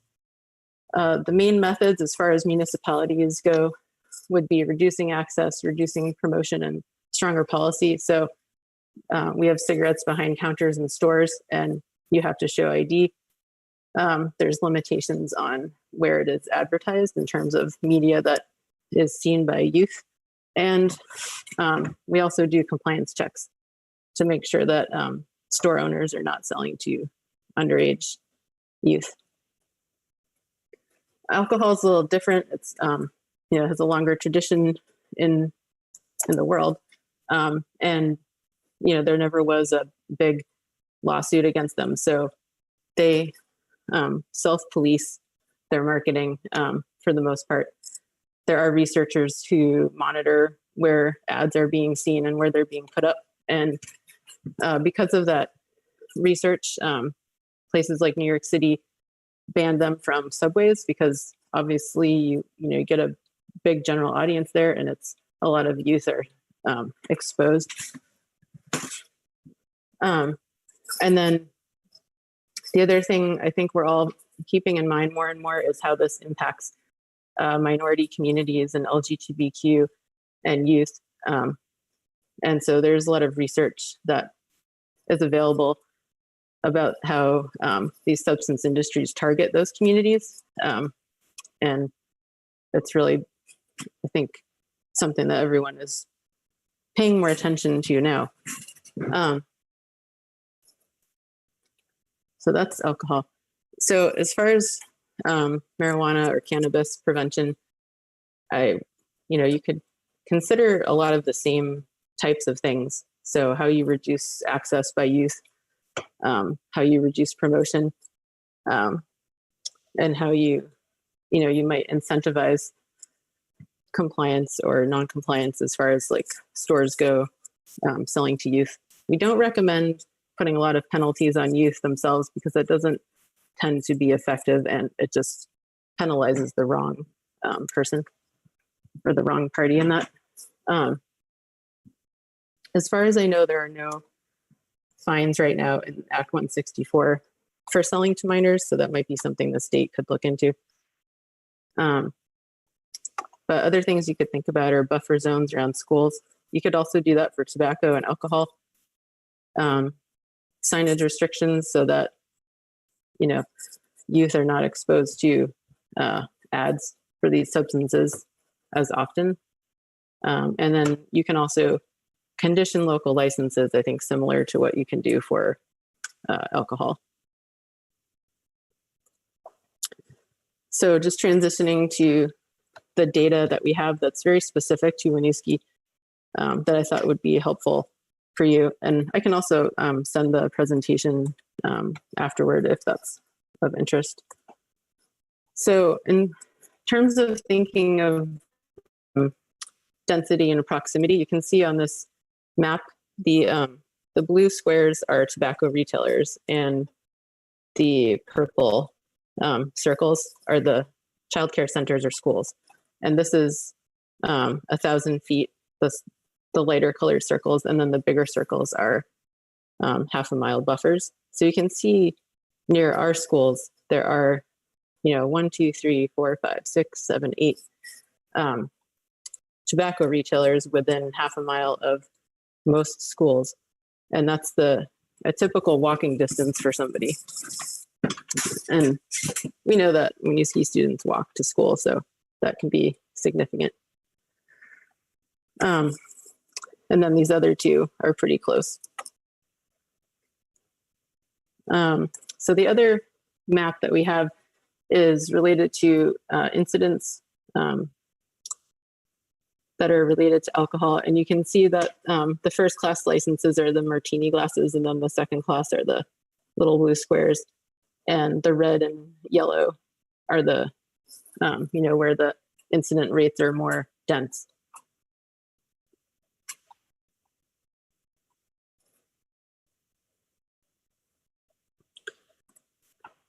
In addition to that, we are looking at signage and documenting changes and how things may or may not be doing what they're supposed to be doing to hopefully provide some data to you as well. And upcoming, we're hoping to do we call it the core data survey, but it's about use and perceptions of harm. So that's one of the best indicators of future intentions. If someone thinks something is not harmful, they're more likely to do it, versus if they think it's harmful, they're less likely. So it's one of the main measures that we use for prevention. And also access, so where are youth accessing these substances? And I think, again, we're in a new era right now. We found there's definitely a perception among youth that there's no consequences for using alcohol when they're not 21 yet. And so one idea we had at one point was to just have somebody sort of walk through and notice where this was happening, which I think would be potentially a helpful and effective way to do it. And, instead of sending them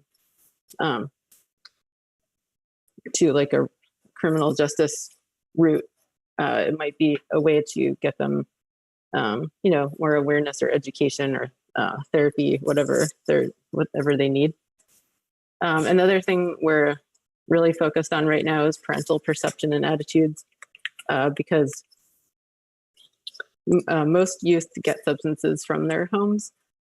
We have pretty good compliance rates as far as providing to minors in Vermont now. So, and we also are aware of that some parents are even giving their youth substances because they may think that it calms them down or does something beneficial. So trying to make sure that parents have the facts that they need, and also, practice and skills speaking with their kids. And the other thing is to think about is intoxicated driving. The last few years, drugged driving has actually surpassed drunk driving as far as fatalities. And it's definitely something that, I think the state is thinking about, and also might want to think about the impact right around the Rotary. And, it's a very dense area with a lot of that. So lastly, I just wanted to point out these resources, which are really interesting, I think.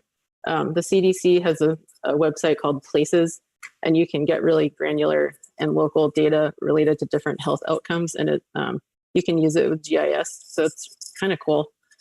And the community guide has a lot of policy solutions that are specific to outcomes. So if you did have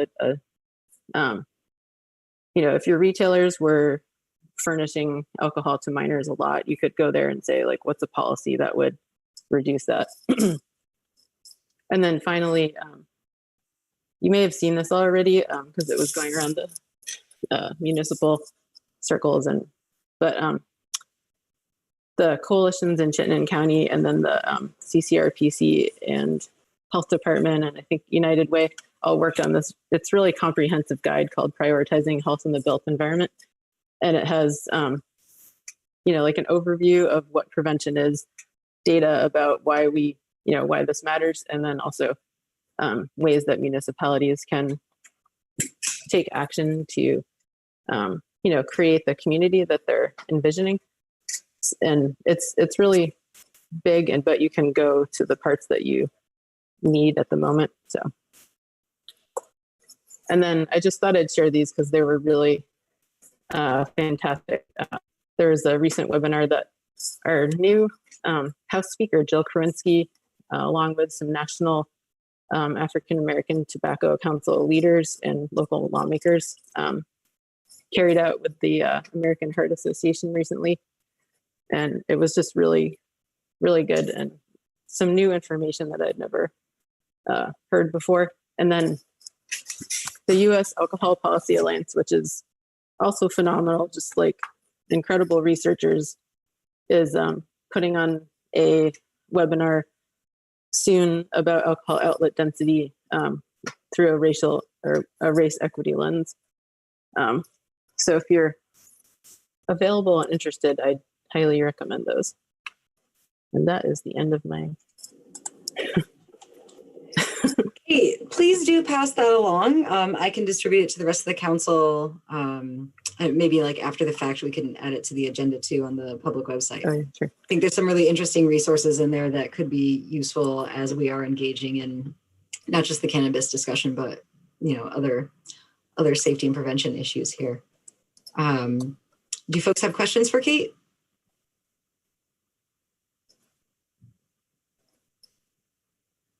Hal? Thank you, Mayor.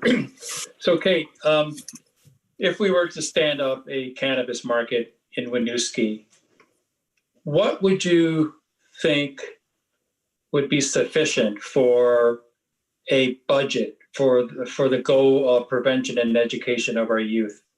Any thoughts about what that number might look like? Are you asking from a statewide perspective, or you're thinking? Yeah. Because the Act 164 will generate a fund for that purpose. But I'm just thinking about our community. What, from your perspective, what would be sufficient to be effective at prevention and education for our youth? I know that we've done some work trying to get to a number on that as the prevention community goes, and I don't want to give you a number that I feel like I know, but I can definitely find out and get it to you. But I I do know there's a lot of gaps, in terms of like where youth are getting information. So that's how I kind of think of it, as like, where would we fill that in? Okay. Thank you. Yeah. Okay, I saw one of our attendees left a question in the chat. So have you seen research, or do you know what research is available on how states have changed before and after legalization? I think there's a ton of that actually. The Monitoring the Future survey tracks it. I think it's every year, every other year. And they've seen an increase in youth use in states that have, allowed retail.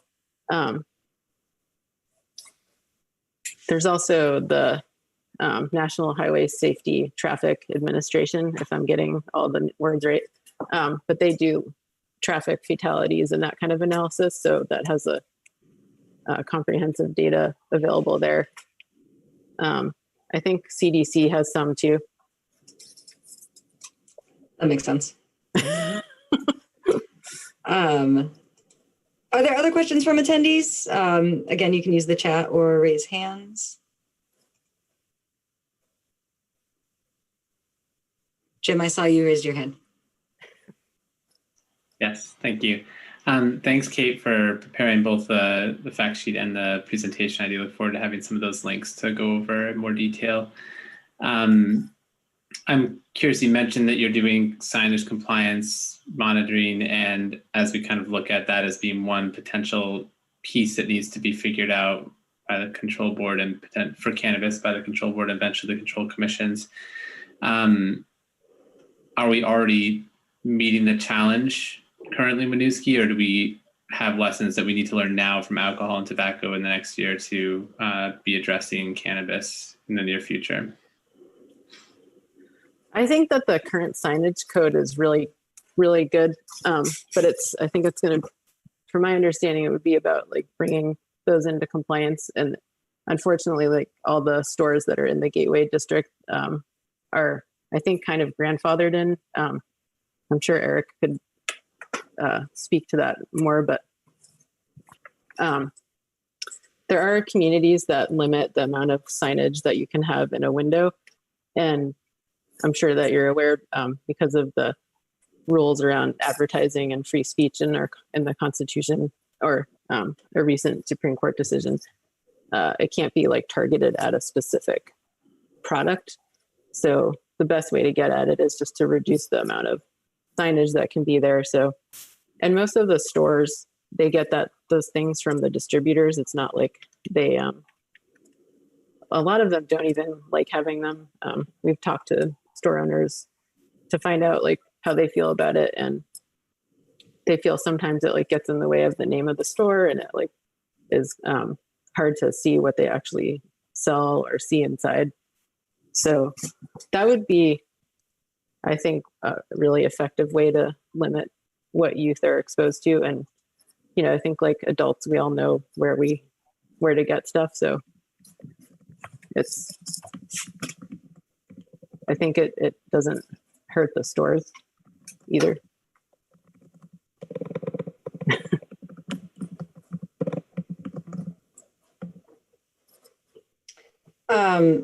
Eric, did you want to add anything to that about our current signage regulations?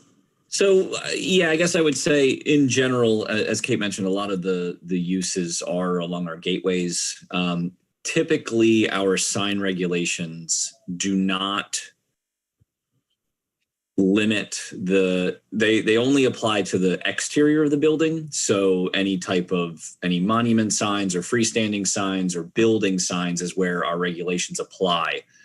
There are some carve outs that talk about any signage that's behind the glass is exempt from the regulations or is not covered by the regulations. And that's a lot of times where we see the advertising occurring. So we have limited opportunities to impact or to regulate that type of signage in our current regulations. Thank you. And that is something, just for everyone else's background.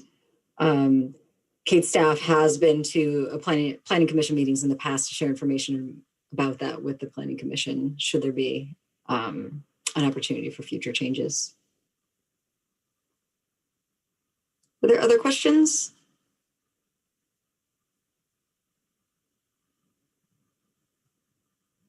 Well, thank you again for coming in to present, Kate, and please do share that deck. I'll share it out so we can spend a little more time with the data and the resources that you put together. Thank you so much. Thanks for all you guys are doing, keeping people healthy and safe right now. Thank you. Before we move to item D, I'm going to call a 5-minute recess and we will reconvene at 7:55 p.m.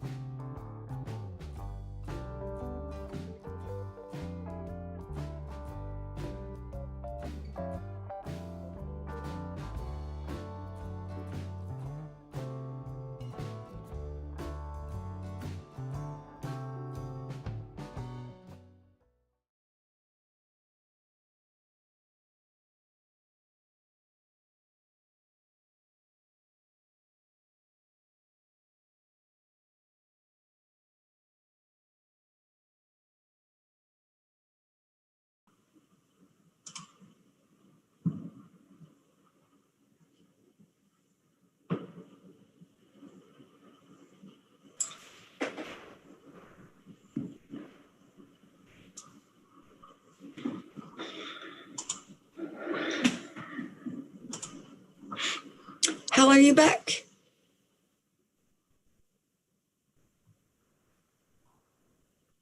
Not quite. I'll wait another moment. I am. Oh, great. Excellent.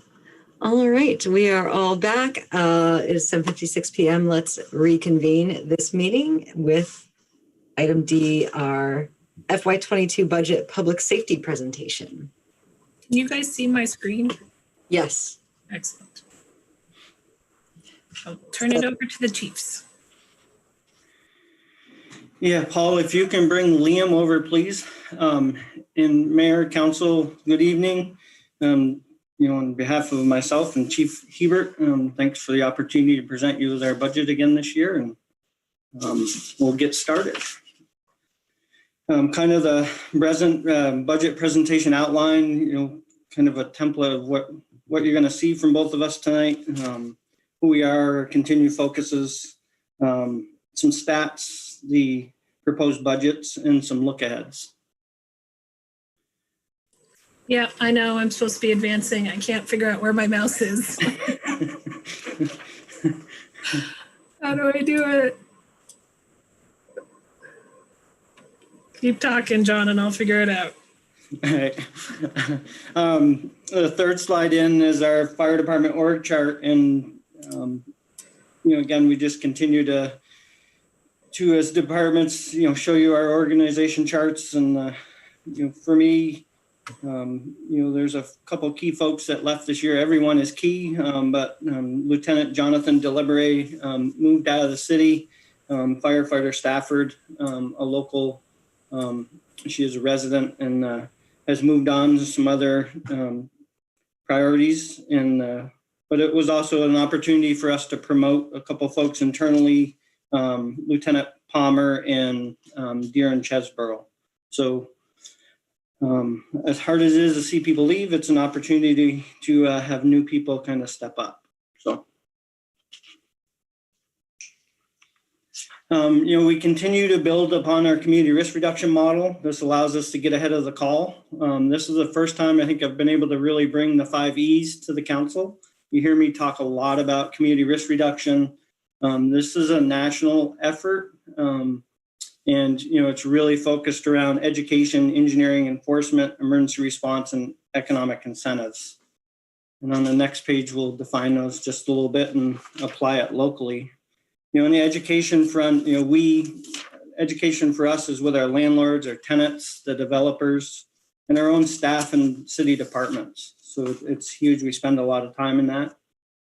The engineering is how we review plans, whether it's city ordinances or city regulations, national standards. And again, we do a lot of site visits around that with the big projects.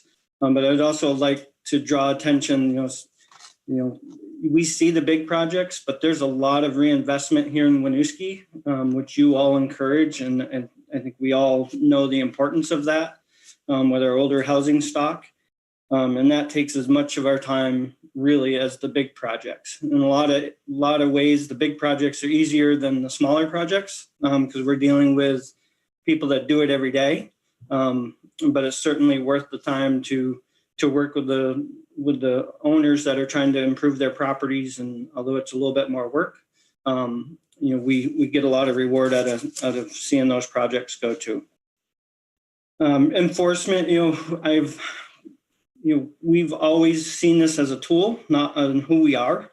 Councilor Colson said earlier, the word empathy, and we really push that when we're in an enforcement situation. We really try to figure out where people are at, and you'll hear me talk a little bit more about that with some outcomes a little bit later in the slides. Emergency response, it's pretty obvious. A lot of departments are focused on just emergency response. And the data is clearly proving to us through education and engineering and your economic incentives that is continues to keep a lid on the emergency response needs or demands here in the city. Even with the growth, our fire calls continue to drop, which is a good thing. And again, that's that, let's get ahead of the call instead of chase the call. And we can't ever get rid of all of that, but we certainly, you're getting a lot of value for the work we're doing in regards to limiting our emergency response. The economic incentives, Heather's efforts and the Housing Commission, they've started a lot of those different programs. And I believe as those continue, it will again feed into, a less emergency response, less property loss, less disruption to our residents. The stats, then there's a lot here in the stats because we cover so many different things. Again, a lot of time this year, and we'll lead into this a little bit more, as emergency management activities. With COVID, obviously, has taken a lot of time this year. Our response to fire calls remains level, if not down a little bit. And tracking same time period this year, July 1 to current against last year, we're down about 25 calls. A lot of services saw a drop due to COVID, and that's at first it was on the EMS side, is pretty significant with COVID. I think that's starting to pick up as COVID has gone on, and everyone's the mental health issues and that sort of thing. So, and also a big change for us was how the town of Colchester is doing business. Auto aid, we used to go automatic aid a lot to Colchester. We would go there, they came here. They've hired some full-time staff, so that really changed a lot of how we work together. The building permits currently are tracking about the same. Currently, we're July 1 to current, we're about 113. You can see we did about 189 last year. So I believe that's going to end up being about the same, which is, again, it's not just the big projects, but we continue to see reinvestment in Winooski, and that's a good thing. Inspections, we're on par with inspections. We did close inspections and shut them down a little bit while employees were furloughed and the first outbreak here in Winooski. We continue to do residential inspections, and it's being pretty well received. We're not like demanding to go in, but once we explain the importance of going in and maintaining a baseline life safety, health, baseline here in the city, people are generally letting us in.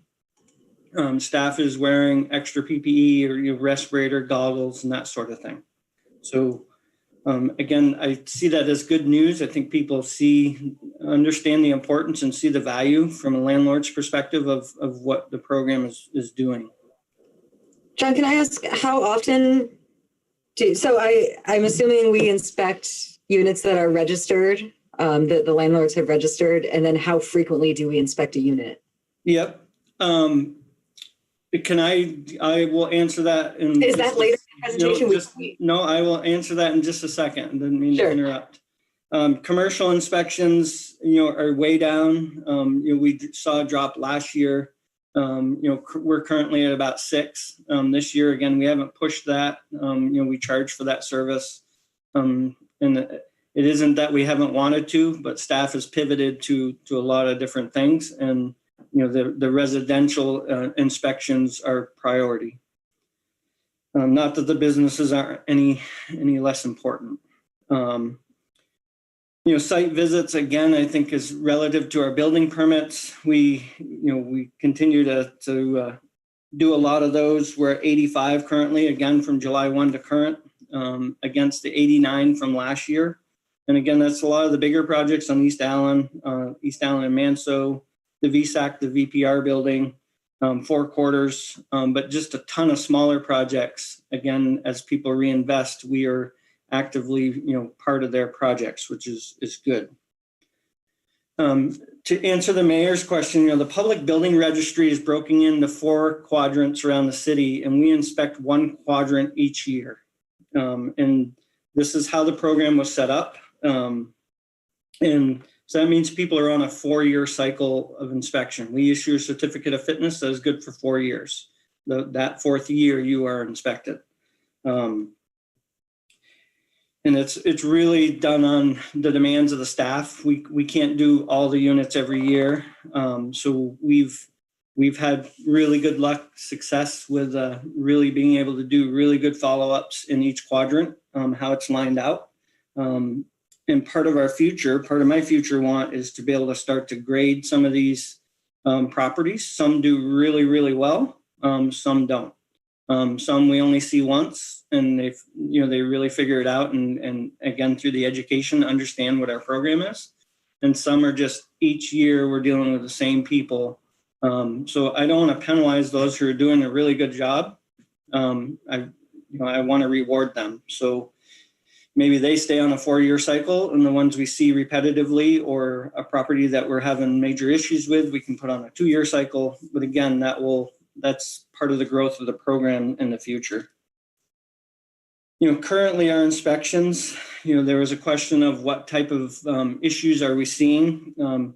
Right now, COVID is not having a huge impact on changing the information, the data that we're getting, the types of inspections or violations that we're seeing. The top ones on the life safety side are maintaining heating appliances, through the annual inspection program, electrical issues, smoke and CO, and handrails.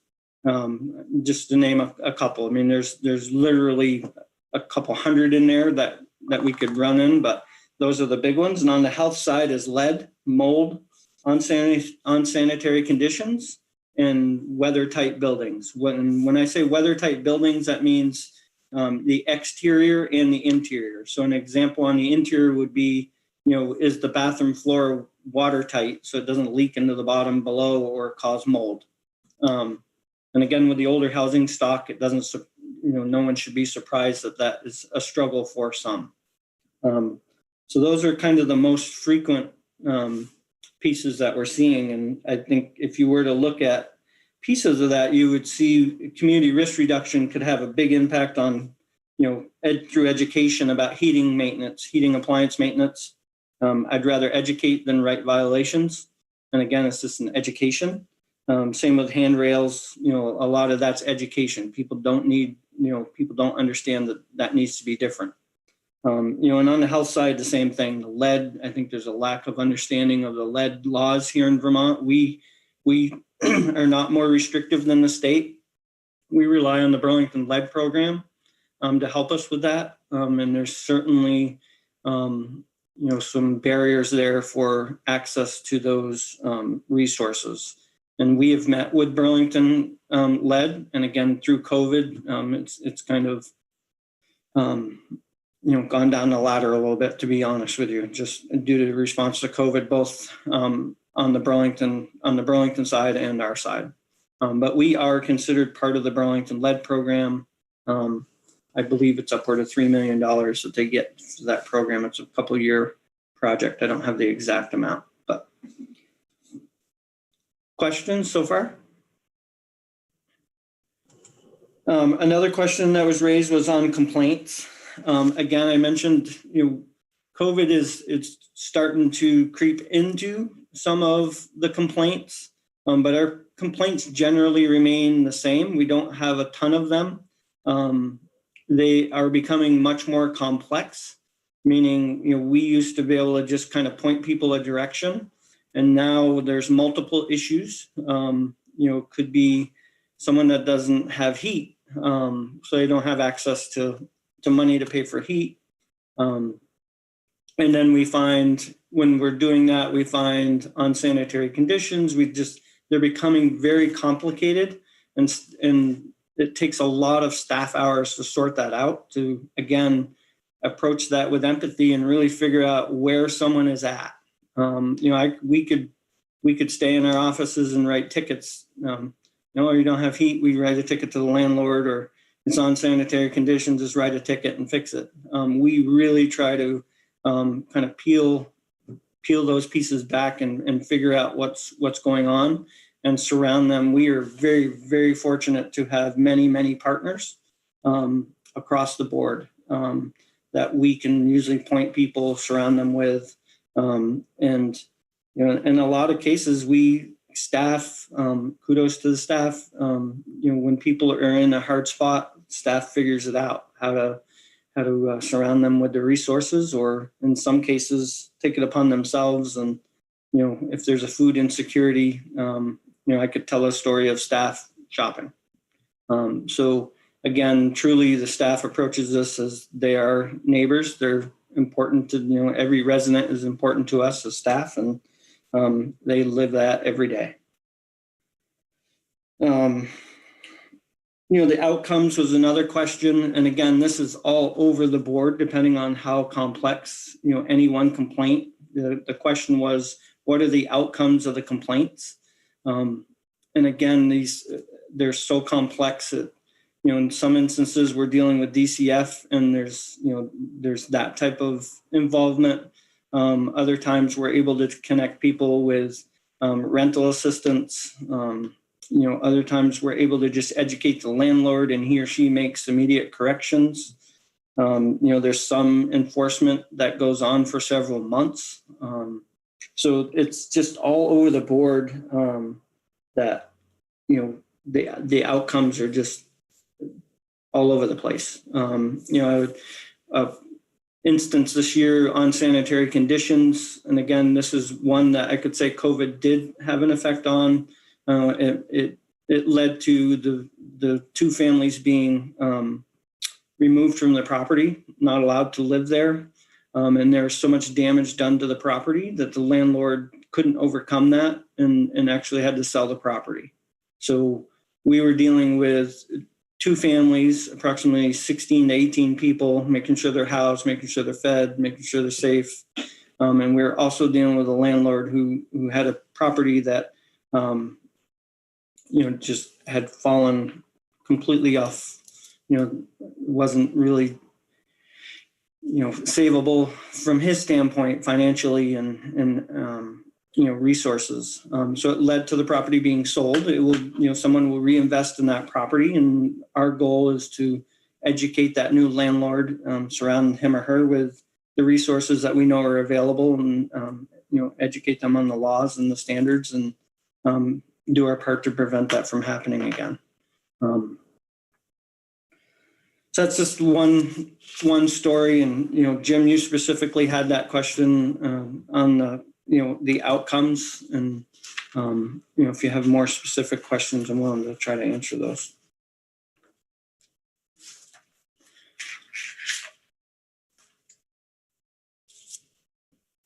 On the next slide, kind of continuation of COVID and kind of how we've approached this year, kind of dealt with this year, if you will. If we start at March, it all started kind of in March for us, and we're going to go to the right. Emergency management, heavily involved with the leadership team, dealing with the city's emergency management and the city staff. Kind of city plans, if you will, community plans, certainly the state huddles, which you heard Jess talk about many times in the updates. The second bullet is PPE. We quickly realized that many departments here in the city weren't prepared, who was, right, for COVID. And we understood what PPE we needed to keep our employees, our staff safe. And so we were part of making sure that we had vendors that could supply the city. We had access to kind of emergency PPE on the state side, and certainly on the fire department side, emergency response side, it really, and I know it did on the PD side also, it really changed how we respond daily, on calls. The staff bullet, maintaining a minimal staff hasn't been easy in our model. We adjusted how we respond out the door. Any call we're either on our SCBA or our self-contained breathing air, or we're wearing special respirators, just again to protect whoever we're in contact with and protect ourselves. I dealt with currently about 8 or 9 COVID-related issues with our part-time staff, and it's just no one has tested positive that I know of, but certainly people have traveled, people have come in contact possibly outside of here. So it's meant quarantine time and just shuffling the staff and following the state executive orders. And then with St. Mike's, we rely heavily on St. Mike's Rescue. And as you know, there were some cases on the different campuses. St. Mike's administration did a tremendous job of keeping the students safe, and really kudos to the students for understanding the value of the work they do, and they take it super serious and really stepped up in many cases. As rescue and fire at St. Mike's, they removed themselves from the rest of the student body so that they are available to respond to calls. So that's huge, and I think we should all recognize that those are college kids that are making those decisions on behalf of the residents here. So super job by them.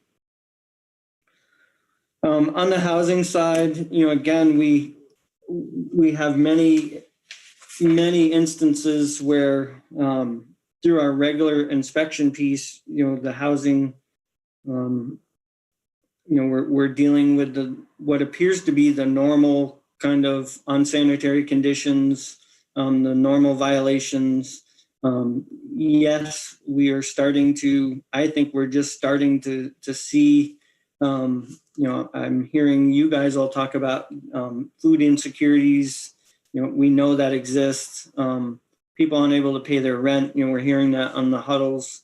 And I can only assume that if they're struggling, the landlords are likely struggling.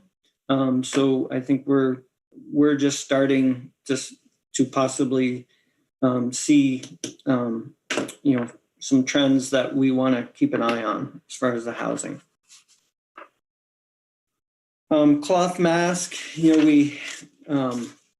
we were provided by the state with, I think, over 1,200 cloth masks. Could have been more. It seems like so long ago now that we've dealt with so many things.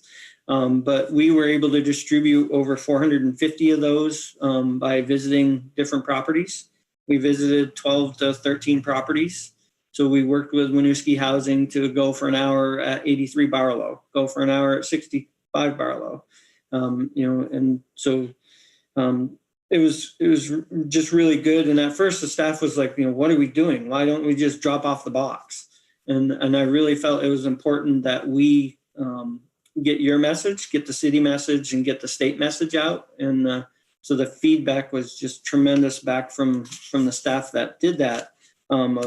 People really wanted to talk about COVID. So these folks have been kind of hunkered down in their rooms and in their houses, and we were able to go in their lobby, keep 6 foot distance, keep safe, but have a very simple conversation and just reiterate to them the need to mask up and do their part. And it was very much appreciated on their part. So time well spent. I'm just going to touch base on 16 Abenaki, 65 Winooski Falls Way, and then ask Liam to give a brief on those. We had some pretty significant issues on these properties.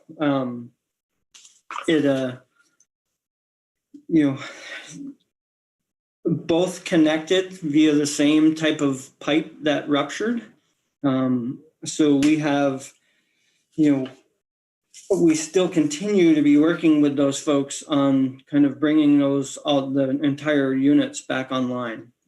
So if you can imagine at 5 a.m. or 3 a.m, one was at 3 a.m, one was at 5 a.m, of running 20,000 gallons of water through a 6-story building, and being woken up to that. I can't put myself there.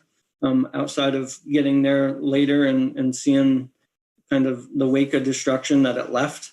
And I just can't imagine those folks just waking up to that, right? I mean, it's just, but for us, the challenge was we're emptying a building with 100+ people, immediately not knowing how many people can return. But we're worried about we're in a pandemic, right? We're worried about just shipping them off. We're worried about their medications, their just their belongings, just getting them to where they need to go safely. There's, we know there's going to be food insecurities, and just the whole gamut of all that. And I just can't say enough about the city departments. Jess, the administration, the PD, community services, across the board, of just how everyone kind of wrapped ourselves around the situation initially, to get those people to safe places and kind of know, yes, they're kind of taken out of their homes, but we know they're safe. They're at a hotel. We know they're safe. Ray immediately started to get them food, and just, it was pretty incredible to see. So, and then I'll let Liam kind of take it from here of how we pivoted internally to kind of make up and get people returned to their homes as quickly as we could. Yeah, thanks, Chief. Just kind of stepping in, took the lead on this project. Like Chief said, it was a 3 a.m. Sprinkler pipe break that put about 20,000 gallons of water through the building. It was on the 5th floor and worked its way down. It ended up damaging about 26 units and put out just as many residents, if not more. So we quickly pivoted to get the state and municipal partners on board to get on site to assess the damage as quick as we could. Quickly learned that it was through the sheer most of the building, including the utilities. The elevator ended up being offline, the fire alarm offline, and did some significant damage. So we quickly pooled our resources with the state and the city, and we, understanding that there was a certain dynamic that had to take place with the pandemic, we quickly set up a series of Zoom meetings with both the property management company and the heads of their departments, as well as our state partners, the state fire marshal's office, all of the vendors, so that we could adequately explain the situation and get as much information as we could for the city and for the residents there, to get them back in their units as quick as possible. So we ended up setting up over 7 Zoom meetings over a course of 7 weeks, so that we could get a plan in place to get the residents back as soon as possible. Through those Zoom meetings, we were able to kind of stream the municipal and the state process, get them their permits as soon as possible, understand the scope of work that was going to go into it. And we were able to set up our on-site meetings almost the same day to streamline the process, to get in there as quick as possible and flip those units over and make sure that they were safe and inspected as soon as possible. We ended up doing over, I believe it ended up being about 15 site visits over the course of 4 or 5 months to get them back up and running.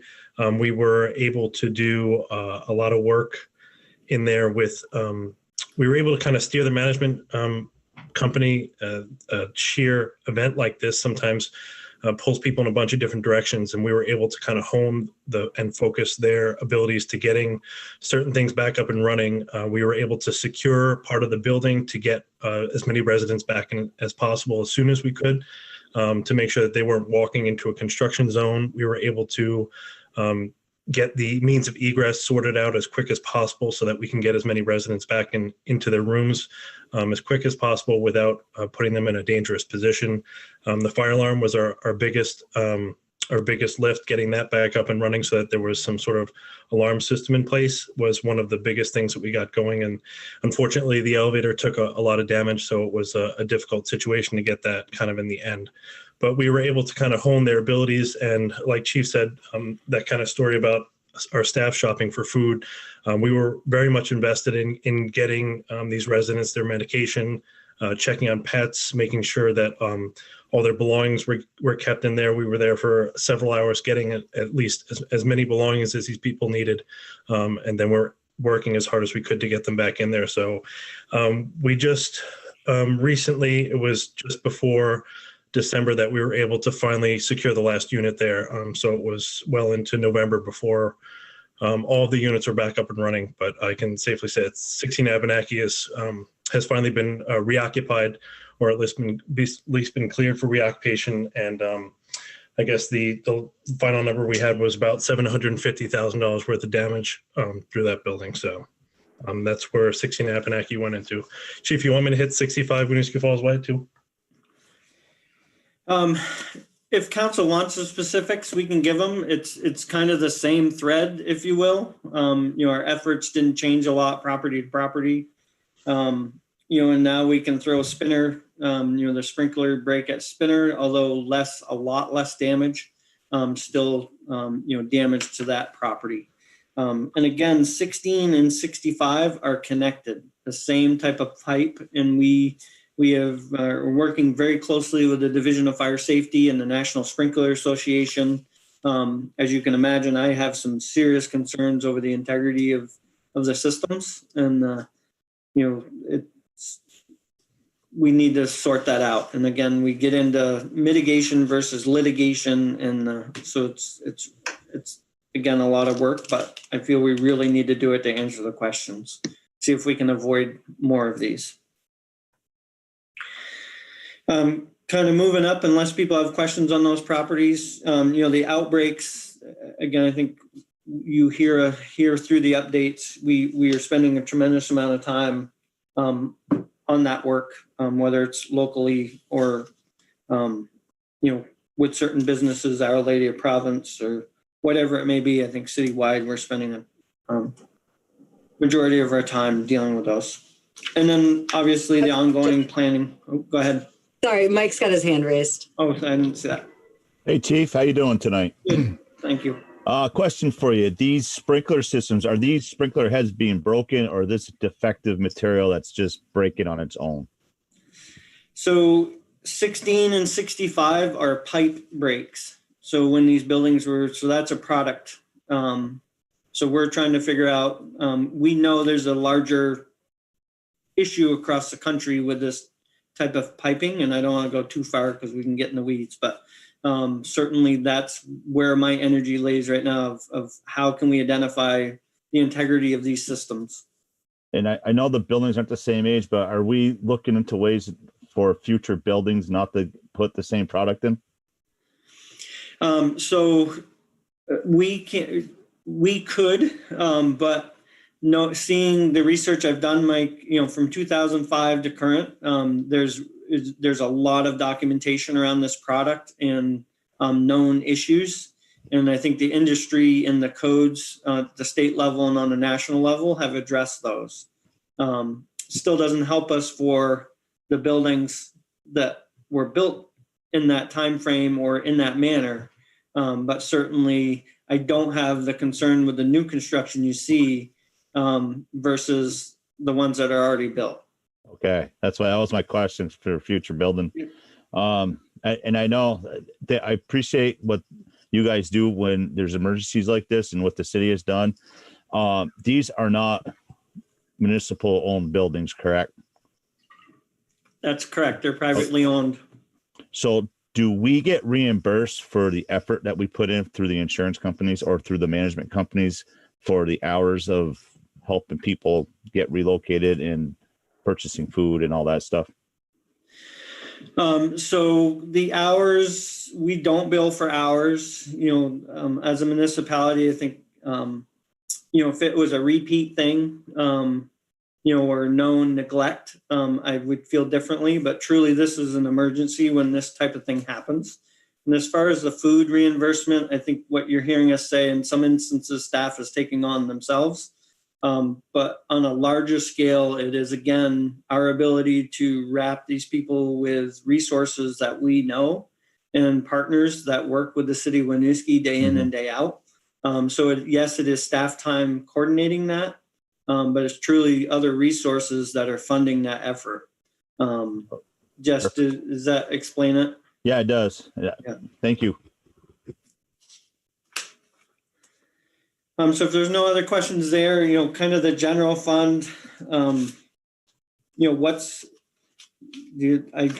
provided both the general fund proposed in the rental registry, what's in the FY22 proposal on the general fund. There's an increase of $2,100. That's for vehicle repairs.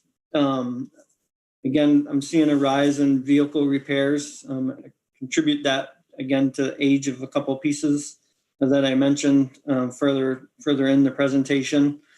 And then $5,000 to give us the ability to buy a couple sets of gear each year moving forward. Our gear that we wear is very specialized. It has a shelf life of 10 years. So since I became chief, we have gone through a huge surplus. My goal was to use up the gear that we had, meaning put it on somebody's back and use it through its shelf life. And we've kind of hit that end of the shelf life. So I need to start to put a couple sets in every year in hopes that I can keep up with how much this gear is, how much of it's kind of hitting its end of life. There's lots of federal NFPA and there's OSHA guidelines of which we as an employer need to follow. So we need to do our part there. So that's just starting that.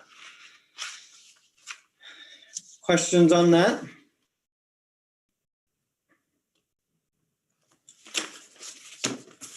Emerging issues, staffing. Sorry to interrupt again.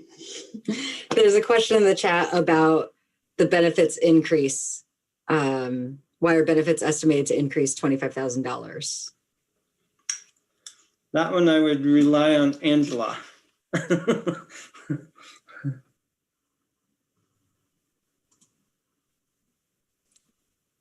There was a staffing change that resulted in going from a single person health insurance plan to a family plan. That is a pretty significant difference.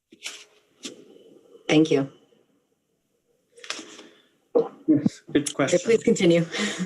No, good question. Emerging issues on the staffing. We our model is having a lot of. Any agency's got to recruit. Whether you're PD or fire, any city department. And for us, it's, our model, we rely on part-time on-call folks that have full-time jobs and want to do this, on a part-time. Right now, it's about a 50-50 split, meaning, our daytime covers about 50% of the calls, and then 50% of the time we're relying on part-time on-call folks. And that's challenging. It's challenging to recruit here in Winooski. Because of the transient population, meaning the rental base, there's a high turnover. And then if we start to go outside of Winooski, you can imagine time counts, right? If they have to live within a certain distance of the station. So it's kind of an ongoing effort. We have hired 6 since COVID hit. So again, kudos to the staff of, this is usually in-person training type thing. So we really relied on Zoom and moved as much as we could to Zoom and with a balance of FaceTime to again bring hires on. But again, we've seen a turnover. So it's again, it's time, right? We require 72 hours minimum a year. So that's the second, third, and fourth Wednesdays of every month, plus calls. So in a weekend a month. So there's a lot of demands. The retention part, there's been a tremendous amount of support in addressing the compensation. We have an incentivized pay plan in place, which I think is very rewarding for folks. So they start at minimum wage and then it's incentivized from there. We continue to bring things on like the EAP and really just the engagement and the overall experience of being here and being part of this team. The full-time, we've leveraged the 3 full-time folks as much as we can. One of us is here 7 days a week, essentially. We really have leveraged most of that time. And then I mentioned on the part-time staff, they do 1 weekend a month. Right now, due to staffing, we can staff 3 companies. So the 4th company is on a voluntary basis, kind of a rotation. We are getting by with that, but certainly, again, it goes back to recruiting and available resources to be able to do that. Apparatus, and there was a couple questions on this. I just want to start to kind of throw the flag, if you will, a little bit, that there'll be some upgrades that need to happen specifically around the tower and engine 2 in the future. Engine 2 will age out at 30 years. 30 years is the expected lifespan of a truck. Our tower still has a lot of life in it. However, the community has outpaced it as far as its reach in a lot of instances. But the caveat I would say with this is the apparatus needs here and our future purchases all wrap back around our staffing and our ability to have staffing. More to come on this, but I just really wanted to start to get some placeholders in place with this. And there was a specific question about going to a 2-truck set from 3, meaning going to 1 engine and a ladder engine combination, which is referred to as a quint. So with the staffing models that we have, which is 3 or 4 person kind of response, I don't have enough staff to get 2 trucks out. So a lot of departments, you look at how can I put them on 1 truck that can do a lot, act as an engine, move water, and have a ladder to effect rescue or move high volumes of water. And that's called a quint. So again, a lot more research to do, but there possibly could be a change in our fleet that allows us just to have 1 engine and some sort of multi-use piece of apparatus. There's a lot of savings in doing that. An engine right now, you're talking $700,000 to replace and 1.2 million for an aerial. So if you can imagine being able to do 1 piece of apparatus that can do both, there possibly could be some savings. And then the annual savings of just the insurance and the maintenance and all the ongoing stuff there. Our equipment, again, like our apparatus, I spoke briefly about our gear. Staff does a tremendous job of upkeep with our equipment. We have really good equipment here. We have some older equipment, but it's in really good shape. Our SCBA is kind of, again, as the gear is hitting its shelf life, we have been able to continue to buy 1 or 2 SCBAs for over a long period of time and have them integrate with what we have. And they're no longer supporting the type of air pack that we have. So I can't buy new packs and have it work with the other 28 that I have. And that doesn't work when you have this equipment commingled. So we plan, and we'll be coming in the next few meetings to get approval to do a federal grant, assistance to firefighting grant. They're very competitive grants.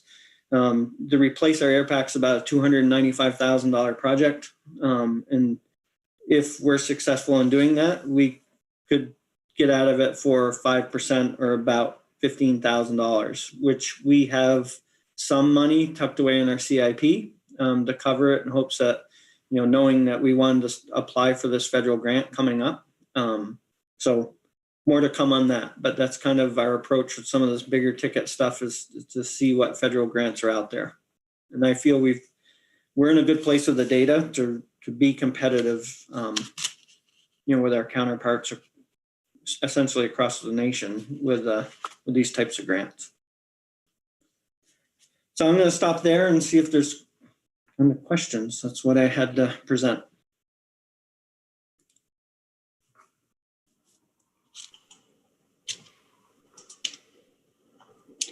Not seeing any hands raised from council. Do attendees have any questions?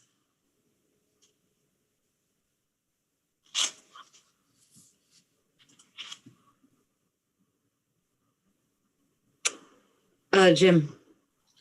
I feel like you've explained the recruitment challenges fairly well. I'm just curious if this is something you're hearing from other municipalities facing at the same time. Are there analogs in our neighboring communities that have this similar combination department and recruiting challenges for on-call? A great question. So there's 3 that come to mind. The town of Williston, and again, be very clear, they run an ambulance, but they have a call force, essentially part-time force that augments their full-timers, and they're down to like 2 people. So they've hit a true recruitment kind of barrier. something they're dealing with. For them, because of their ambulance, they don't have a choice. They're really having to act pretty quickly and add full-time staff. Closer to home, Colchester Fire, as we all know, merged. Colchester Fire used to be Colchester Center and Mallett's Bay Fire. They've merged in the last 8 months to full-time staff due to the lack of availability of part-time staff during the daytime hours. And even more so now, we're all seeing the trends overnight. So we all struggle with the 6 p.m. to 6 a.m. Time frames with part-time folks. Again, people just don't have the time. That there just isn't the same commitment levels of, our regular jobs are much more demanding. Yes. If I can jump in, John, the chief gave you 2 great local examples. This is something managers talk about across the country. This is a challenge with recruiting nationwide, I would argue both for on-call part-time officers and for full-time officers. It's a trend with younger generations of what kind of jobs they want to do. Actually, I was going to bring this up earlier, but one of the things, going back to the town meeting TV presentation, the chiefs tried to do some really innovative things to recruit, like with Town Meeting TV producing a recruitment video explaining what the job was and trying to make it more accessible to folks. So we will continue to do that, but this is a national trend. This is not a Winooski specific challenge. Mike, I see your hand is raised. Yeah, this part about Tower 4 in our development is outpacing and outreaching the capabilities of Tower 4. Was that kind of a misstep in our master plan with all the new development coming up? And what is the overall goal or plan to replace that tower to make it usable into the new development that's been going on? So I don't want people to feel like it's not usable. When development happens like it did here in Winooski, and so many things have changed, Mike. We used to run auto aid with Colchester day in, day out. So we would get the Colchester 100-foot tower on every call. And that's not possible now. They're seeing the same recruitment issues. They see the same financial impacts. Winooski can't rely on that truck day in and day out. And through your insurance ratings and through different standards, it dictates what types of trucks we need here in the city. And that's what's becoming clear as far as when I say it's outpacing, it's kind of ramping up. There's a lot of life in that truck. I don't want anyone to leave here tonight to think they're not safe. I am a firm believer that, the fire prevention there's tons more value in making sure a fire alarm and sprinklers and that sort of thing work versus having a huge tower truck here. But the data is starting to point to Winooski having to deal with on its own, the requirement or to have a taller truck. And that is not easy for me because when we have staffing of 3 or 4 people, you could put a 300-foot tower in here. They don't make them, just to be clear. I'm just trying to drive it home. And if I don't have the staffing or have the ability, the model to run 3 or 4 people on a truck that will reach and also pump water, it just doesn't work. You're not going to have 6 or 8 people here. We need to be honest with ourselves of the staffing and roll out of here in the best fashion that we can. And I think the chief has led some conversations regionally. You've heard him talk about Williston and VTAG and Colchester. I think the question is going to become, what do we need as a 1 square mile city and what does the region need? And how do we look to the county, the county's population to back each other up? We do that now with technical rescue, with emergency vehicle deployment.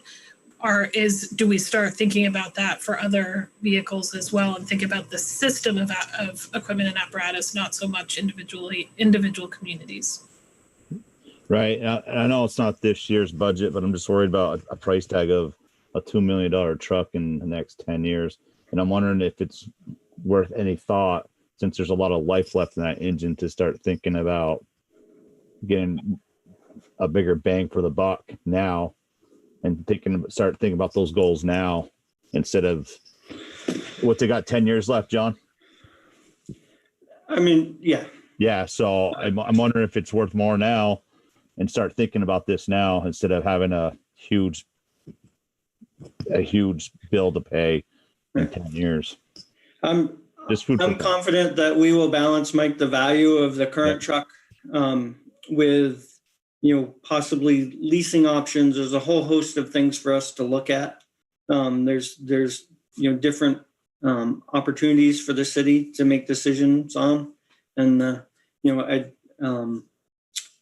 so I'm just trying to get a placeholder, and so that we can have future conversations. And I am certain that the team and the council will figure out the right option for Winooski.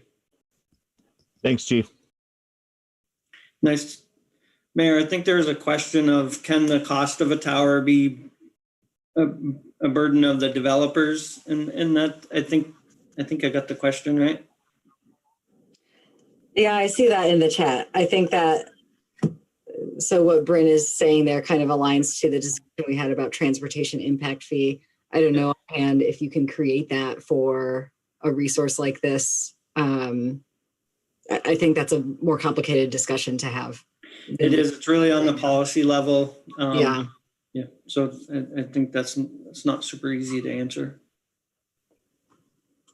But I'll take note of that. I was going to bring that up, but I figured that would be, I was going to wonder what surrounding communities do for situations like this, but we can talk about that later.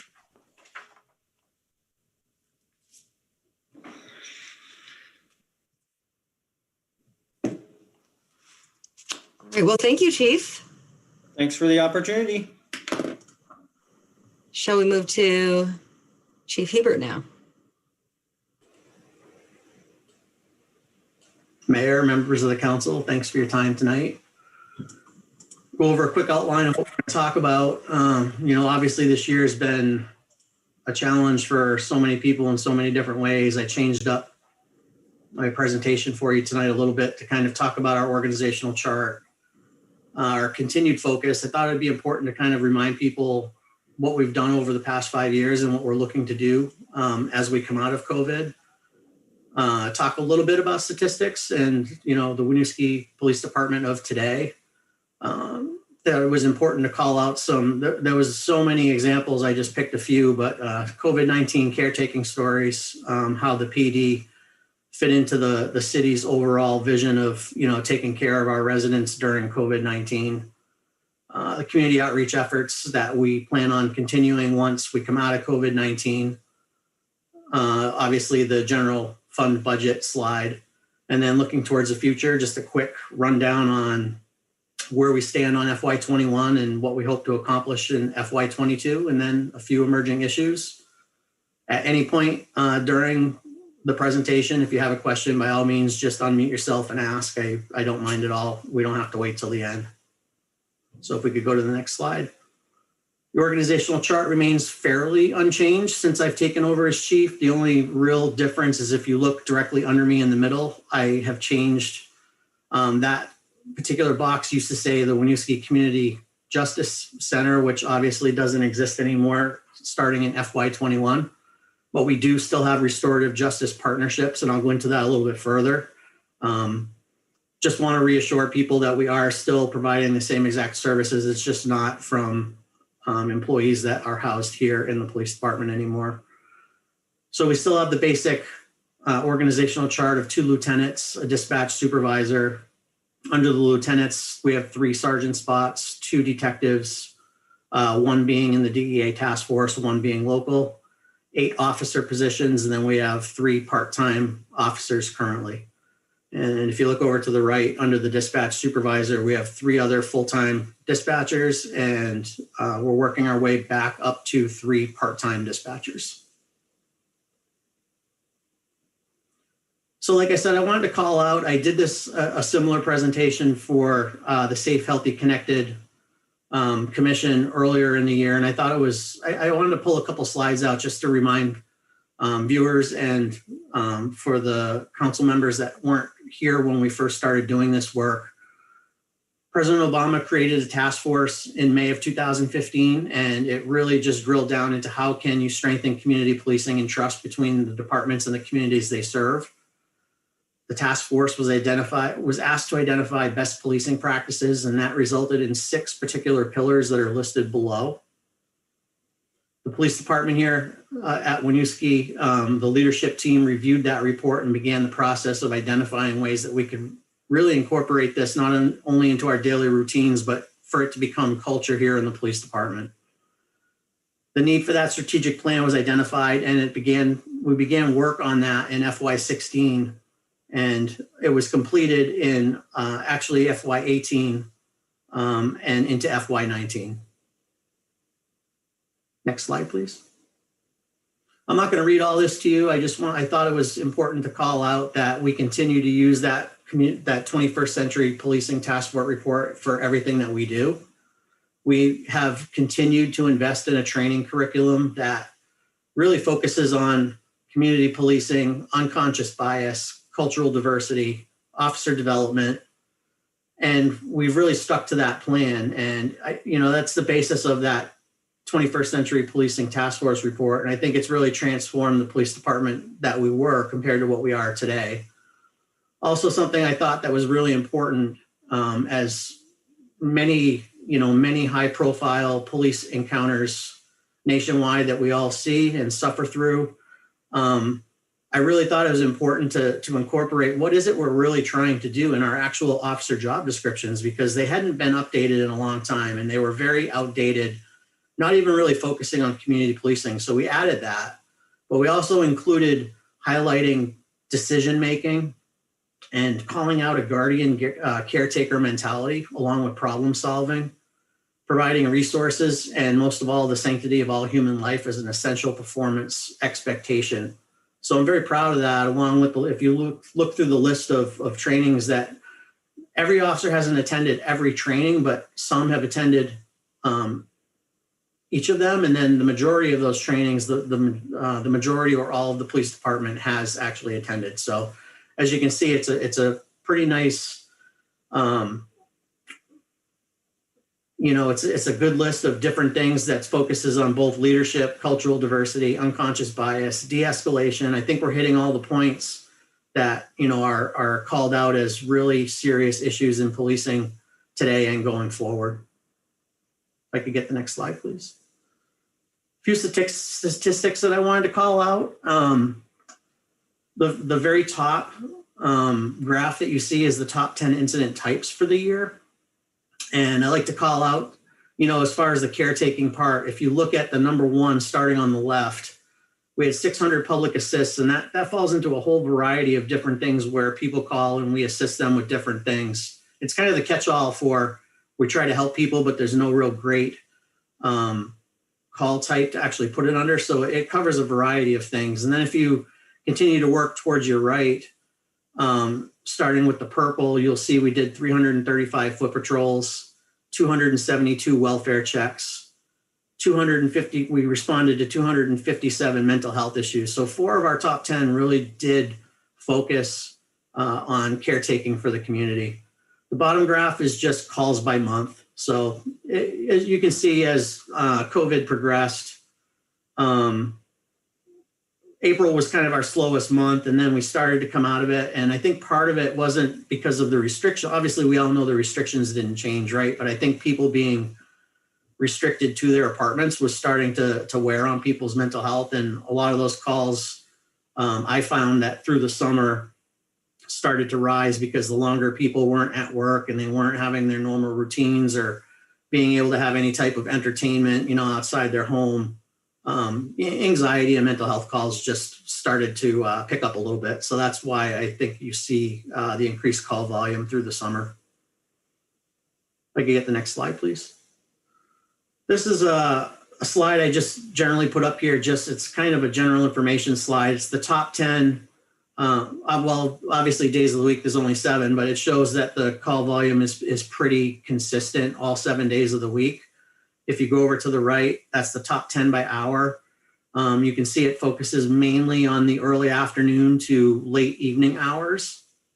And then again, calls by month, it's all within a 1 to 1.5% of each other. So it's spaced out pretty well throughout the year and throughout the days of the week. I wanted to highlight quickly our community outreach team. I can't tell you, I could talk about this. This could be a 30-minute presentation alone with the work that they've done. This is the best money we've ever spent as a community on taking care of the residents that need to be connected with services, but also, given some help when they're having some mental health crises. If you look at the arrow on the left, that specifically calls out Winooski. They had 322 contacts here in the city, which is 25% of the contacts for the entire team. And if you look over to the bottom right-hand graph, we contribute 8% of the cost of that team, and we're utilizing it at a 25 to 26% rate. So we're getting a amazing return for our residents here that are in need of being connected with services, or just having a really bad day, where we can have the community outreach team go and spend some time with them, more time than an officer who has to go to another call would be able to spend. So I don't have stats as far as anecdotally. I can tell you I'm here during the day, and I can tell you by far the police officers are spending a lot less time on mental health calls. We'll initially respond with the community outreach team if they need us to. If it's somebody they're familiar with and they've been working with, they're doing their work behind the scenes, coming in and letting us know what's going on. So it's been one of the best things that we've added to the police department in my entire career here. I just like to call that out, and the good work that they're doing. Chief, Amy has her hand. Okay. Hi, Chief. Just looking at your graph here and seeing that we account for about 1/4 of all of these contacts, and we're only paying, it looks like 8% of the funding. I'm just curious if we've received any pressure from the entity. Is it the Howard Center that we pay for this service? Yeah. Just curious if there's been any conversations, or if we need to think about a potential future ask to increase the funding that we're putting forward. Jesse, do you mind handling that one? Not at all. So this, the funding formula, again, going back to the town meeting TV conversation and funding formulas. So the funding formula used for this deaggregation across communities is by police calls for service. So what this tells you is that of these communities, our police are only called 8% of the total calls for service of all of those communities. So that's the funding formula used. This is a fairly unique partnership between our communities and the Howard Center, in that it was originally proposed by the police chiefs and the managers to Howard Center, and we have a manager and police chief steering committee that administers it. Right now, we are not getting a lot of pressure to up this contribution. I think that there's a lot of belief that by population and by calls for service, we need to equitably distribute those costs, going back to Mike's point earlier about grand list and population size. So we're not getting a lot of pressure right now. Having said that, this year there is a lot of pressure from other communities not listed here to expand the community outreach team. So starting January 1, Heinsberg and Milton also joined onto the team. They are paying at a different rate than these communities are currently paying. But as we think about, as we as a region, again, think about how to provide these mental health services embedded in police departments, there likely will be some shifting around. I think we're very secure going it through FY22 that this will be the funding rate, but certainly in the future, or if the state contribution is lowered, or if UVMMC also contributes funding to this program, because This program is keeping folks out of the emergency room. So as those funding streams all kind of sugar off, we may need to think about it in the future, but for the next 18 months, we're good. Sorry for the long-winded answer. No, that was helpful. Thank you. Hal? Thank you, Mayor.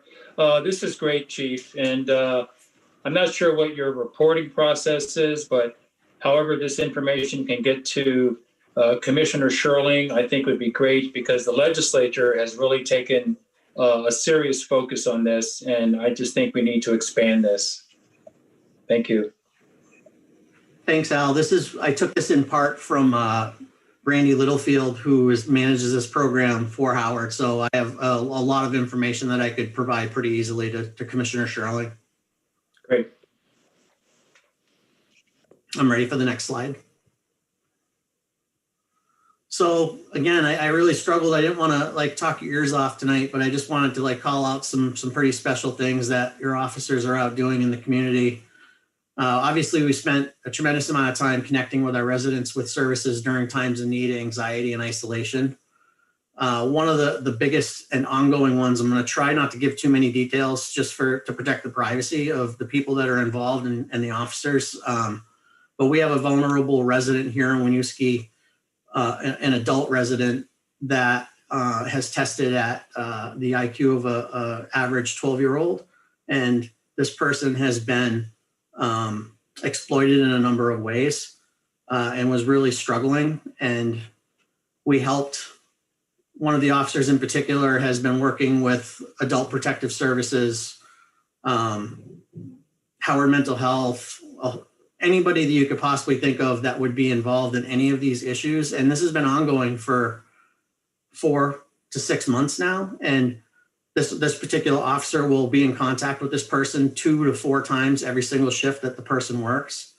And we've been able to actually secure housing, get this person on SSI so that they have a income.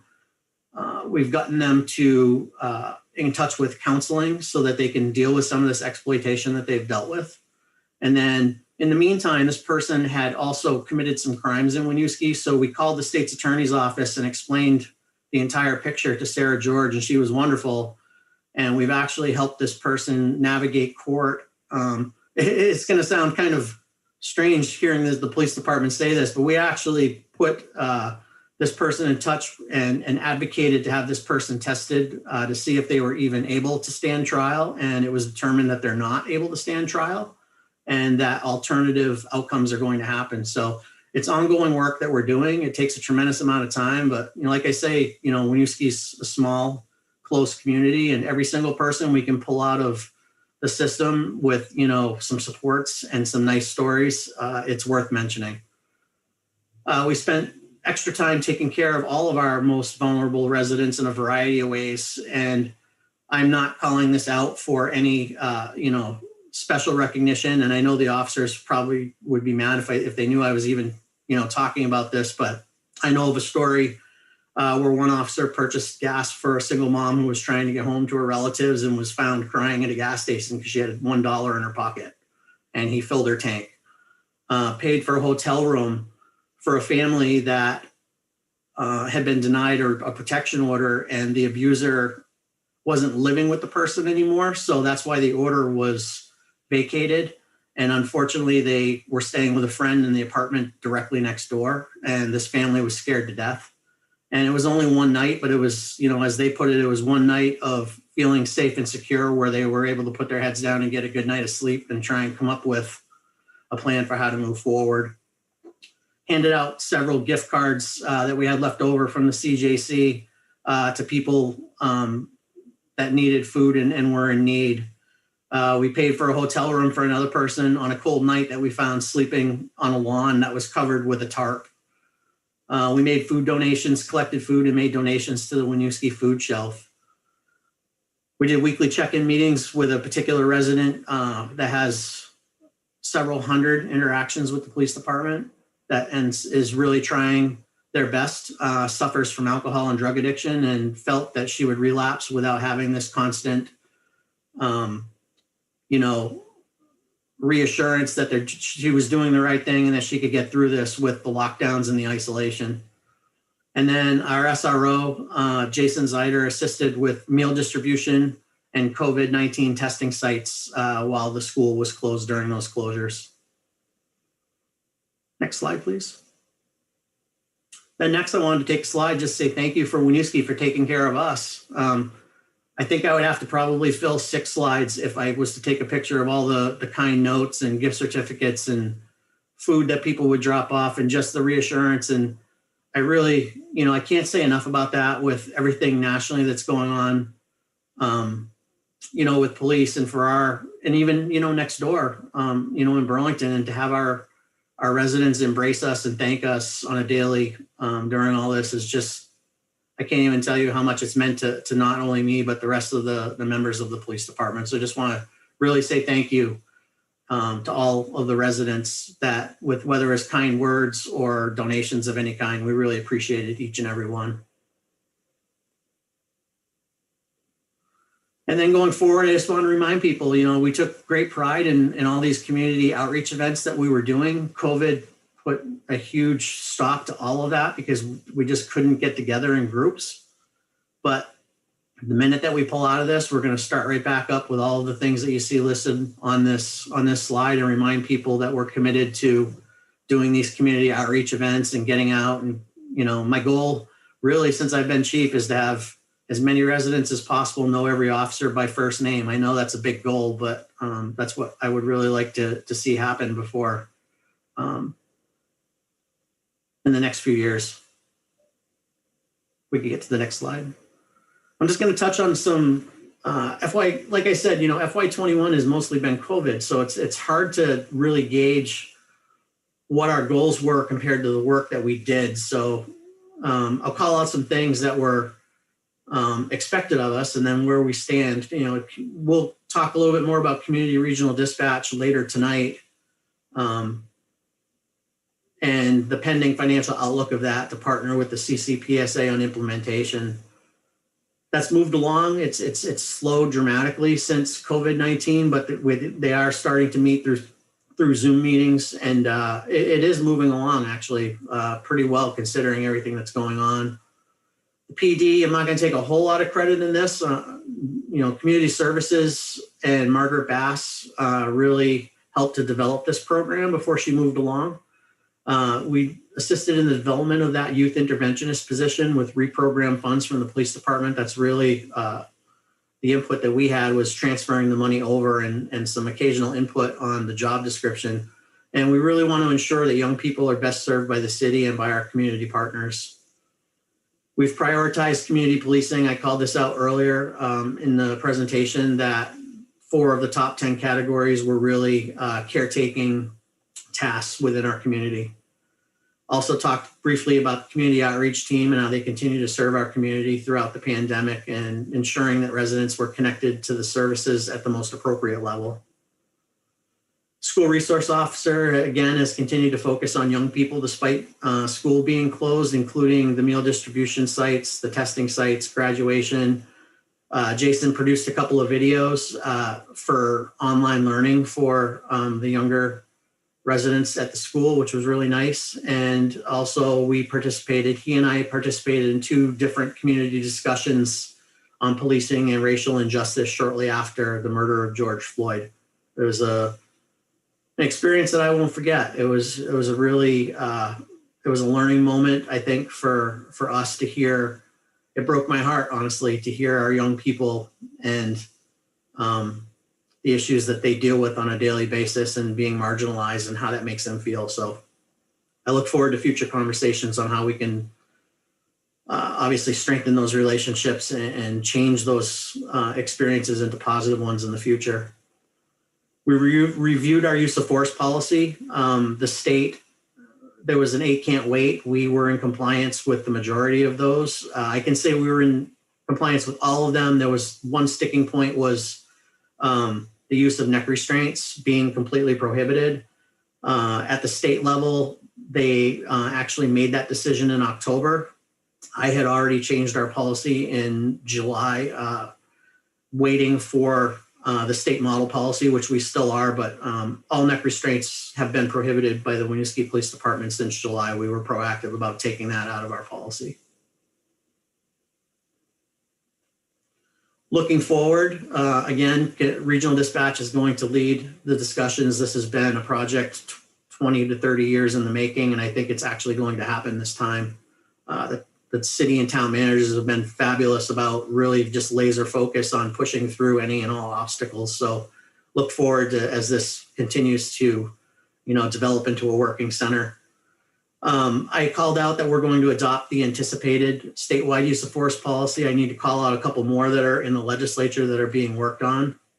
Body worn camera policy, an internal affairs policy, and the use of force. So there's three major policies that are going to be coming that are statewide policies that I'll give you more information as I get that later in the year. But just to be clear, we've had body worn cameras for a decade, Chief? Yes, we've had body worn cameras. There's going to be some, I didn't want to get into all the details, but one of the major discussions and changes that's going back and forth in the legislature is a standardized policy throughout the state on retention, how they're used. One of the huge talking points that I've heard is whether officers can or can't review body worn camera footage before writing reports. So there's going to be a lot to talk about with that particular policy. We continue to talk with the Winooski School District and work on really just, we're showing up at any and all things that we're invited to listen and to be part of that conversation. It's a great opportunity for us to talk about what I feel is a really good program. And we hope to continue to be, a partner at the school with that school resource officer going into the future. If it doesn't work out that way, we will continue. We're not just going to forget the schools up there. We will continue to come up with innovative ways to plug ourselves into the school and continue to support young people. Diversifying our workforce. We're continuing those efforts within the police department. We've hired our first BIPOC police officer. He'll be introduced to you in a council meeting coming up shortly. I just didn't have the time or the ability to organize that for tonight. And we have actually some more BIPOC people that have applied that I'm actually pretty excited about. So I think that we're going to finally start to make some progress in that area of work as far as recruiting and hiring people. We look forward to collaborating with the youth interventionist position. COVID has limited that programs being rolled out and us being really great partners. But I think as we come out of COVID, we're going to embrace that position and really use it as we used to use restorative justice as, a step one. I can see the youth interventionist being a step one, and then possibly counseling or trauma counseling being step two, and restorative justice landing somewhere in the middle now. So it's nice to see us progressing and offering more services to people that, that obviously need that, and families that are at risk. Community outreach team, we're going to continue to use them as much as possible to offer services, resources, and support. We've already entered the third year of the PD strategic plan, which seems just unbelievable to me. It feels like we just finished it, but we're going to do a review of that and just make sure that the mission, vision, and values continue to embrace both the community policing philosophy, but also the City of Winooski Master Plan's goals for public safety, and that we're providing essential services for residents that they expect from their police department. And then, as I alluded to earlier, although we don't have the Winooski Community Justice Center anymore, we actually are continuing our partnerships with the Burlington Community Justice Center and the Essex Community Justice Center. Burlington has taken over our restorative justice panels, and Essex has taken over our COSA program for high-risk offenders that are re-entering the community. And as we come out of COVID, we are hoping that we will be able to host all of those meetings here in Winooski so that people will still have a local feel, even though it's being run by other cities and towns. Next up is the general fund slide, and you'll see in this presentation The only things that were added to this particular budget are their contractually required increases with the FOP in salaries and benefit line items. Everything else remains unchanged from FY21. So if we could just go back for 1 second. The only other thing under the miscellaneous, if you see that that is no longer in the FY22, that's 13,722 is what we transferred over to community services to help support that youth interventionist position. Next slide, please. Merging issues. This is not specific to Winooski. It's not specific to Vermont. This is something that I think it's a combination of a whole bunch of things, but we currently have one open police officer position that we've been actively hiring for throughout FY21. We just haven't been able to bring anybody across the finish line for that. There's also potentially, I say potentially, there's 2 additional officer openings tentatively planned in FY21 and early FY22. One officer is looking to relocate out of state, and the other is eligible for retirement but has less than 20 years, so it's not a guarantee that that person will be leaving, but we at least have to start preparing for that. The process just takes a long time. It's 12 to 15 months from the time you interview somebody, get them through the testing. When the next academy happens, there's only 2 a year, so you could get all your hiring practices done, and then you've got 6 months before the next academy, and then you're not even guaranteed a spot. So it just takes time. Then the academy itself is 19 weeks, and then after that, the officer comes back and there's a 10-week field training program before they're actually out on their own. So that's what takes the 12 to 15 months. We still have an FY21 retirement that created a vacant sergeant position that we haven't been able to fill within the department yet. I'll stop because I think I saw a question from somebody pop up on my screen. I answered it. It was if we employed the outreach team. Okay. Affected.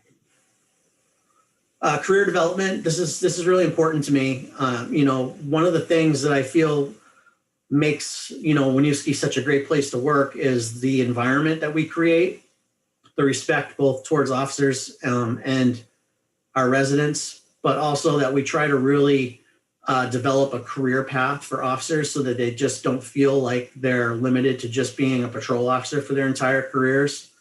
So preparing our next generation leaders is really important. And, one of the things about carrying open positions, it really limits our opportunity to send command staff, mid-level, and even, younger officers to training opportunities, because we need to fill shifts and we still need to do the basic chore of policing, and that's answering calls for service. And it's hard to do when you have openings. So it's something that we're going to have to balance and manage as we go forward.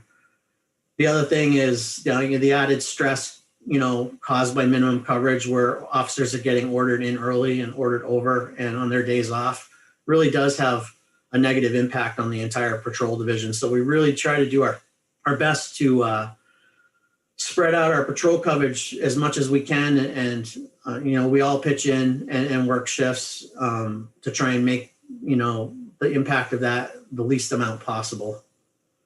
And then I touched on earlier, the school district is really undecided if they will continue to fund their portion of the SRO position in FY22. We've had a lot of meetings. I feel like we've kind of gone back to we're at the community outreach process. So I don't know when we'll have an answer for that. I think Jesse set a timeline of March 30th where we would like to have an answer. It's a potential $55K budget cut shortfall for the city in FY22 and beyond. I think this is an FY22 conversation, but I'll tell you financially, I don't think between openings that we have, military leaves, I think that financially we can continue to go. If without that 55,000, I don't think it pushes us into an area where it'll be a financial concern for you in FY22. I think it'll be more FY23, but the discussion about whether we keep that position or what that looks like will be an FY22 decision. Next slide, please.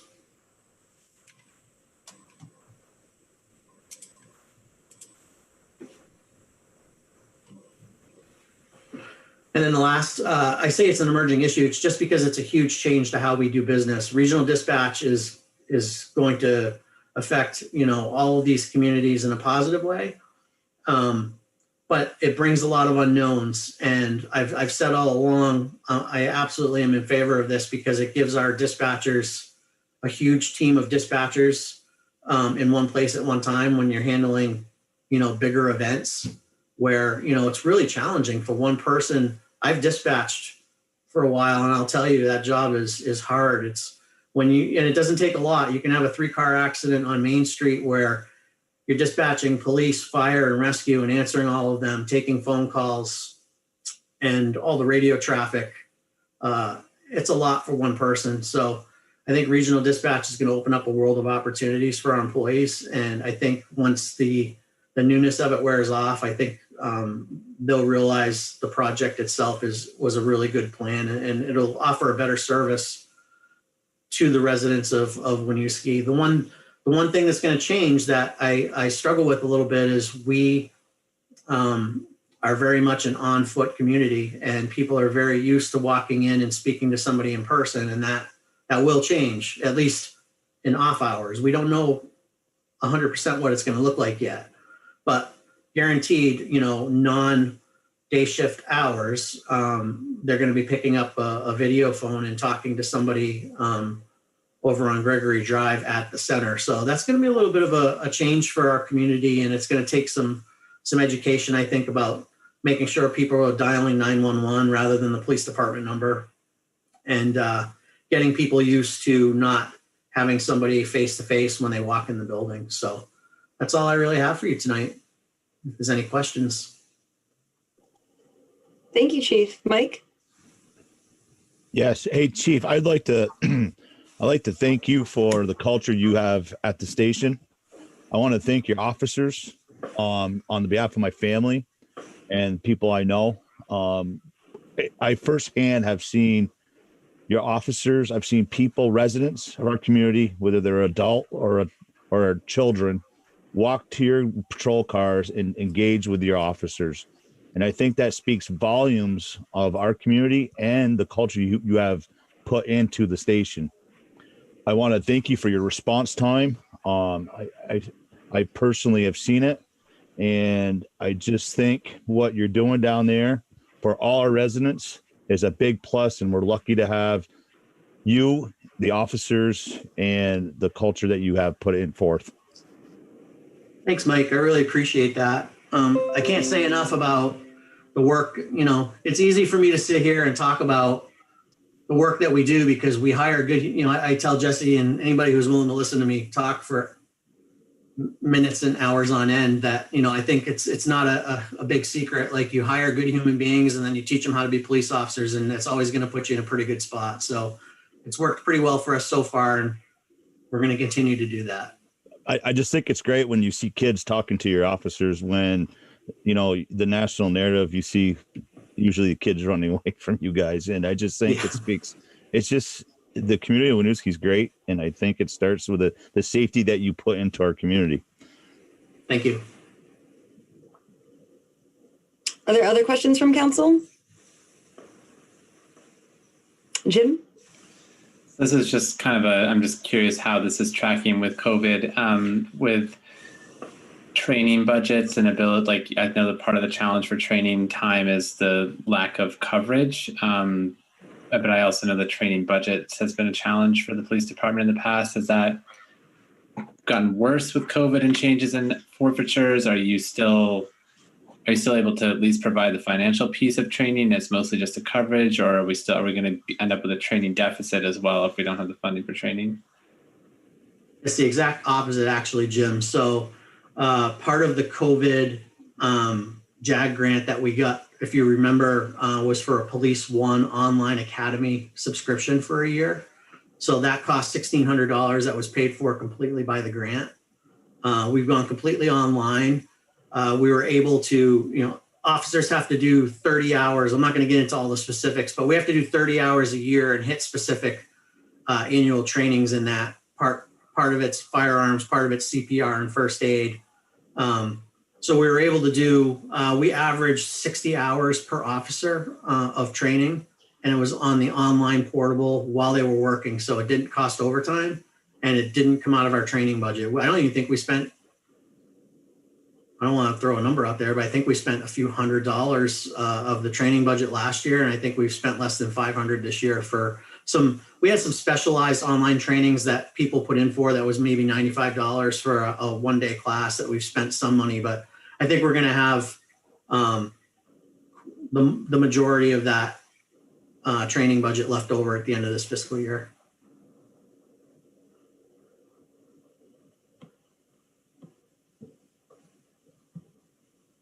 Are there any questions from our meeting attendees? Again, you can use chat or raise hands. Oh, some kudos in there in the chat, Chief. Thank you, Brandon.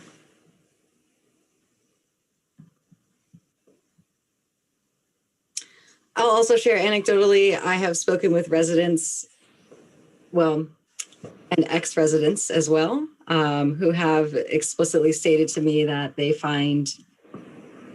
just feel more respected when interacting with our police force compared to maybe in some of our neighboring communities, which makes me very proud for Winooski. Are there any additional questions for Chief Hebert?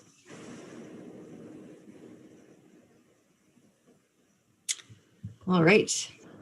Well, thank you to both of our chiefs for your presentation this evening and sharing maybe some more color in what it looks like to do public safety here. Thank you. Thank you. So we will move to item E, regional dispatch update and fund balance request for fit up with Jesse introducing. This is on for approval. All right, thank you.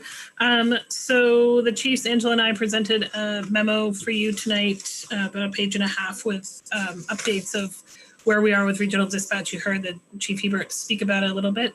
Our request tonight is for $100,000 of fund balance to be allocated to startup costs for Chittenden County Public Safety Authority. These are really the building fit up costs. They are not the fit up costs of humans that we will need as we get farther into this process.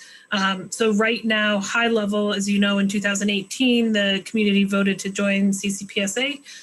We've been working on it diligently, although definitely got delayed with COVID. As you, I think, know, the town and city managers make up the board of the CCPSA. And currently our hope is to do the building fit up over this summer and fall in order to start the training in the fall or winter and either stand up in January 2022 or July 2022. So we'll have likely a whole nother budget cycle to talk about those other costs. The reason we wanted to bring this fund balance request to you now is one, we just talked about with the budget, but two, knowing all of the communities, knowing that they have dedicated funds to do that fit up will move that process farther along more quickly. So the building fit up, 19 Gregory Drive in South Burlington is where the South Burlington Police Department is currently located in their dispatch. They just last month took ownership of that building. So it's space that's now much more financially accessible for the new authority. So these dollars will do the in-building fit up with then in the fall and winter, the technology fit up, the radios, the consoles, things like that. And then we also need to do the building fit up here in this building, which is putting bathroom facilities in the holding cell, which provides for the safety of the folks being held and the officers. And then those window changes that the chief mentioned, given that we will not have necessarily dispatch, a front face 24/7. So we are requesting $100,000 to do that work, and you can see how it's broken out in the memo.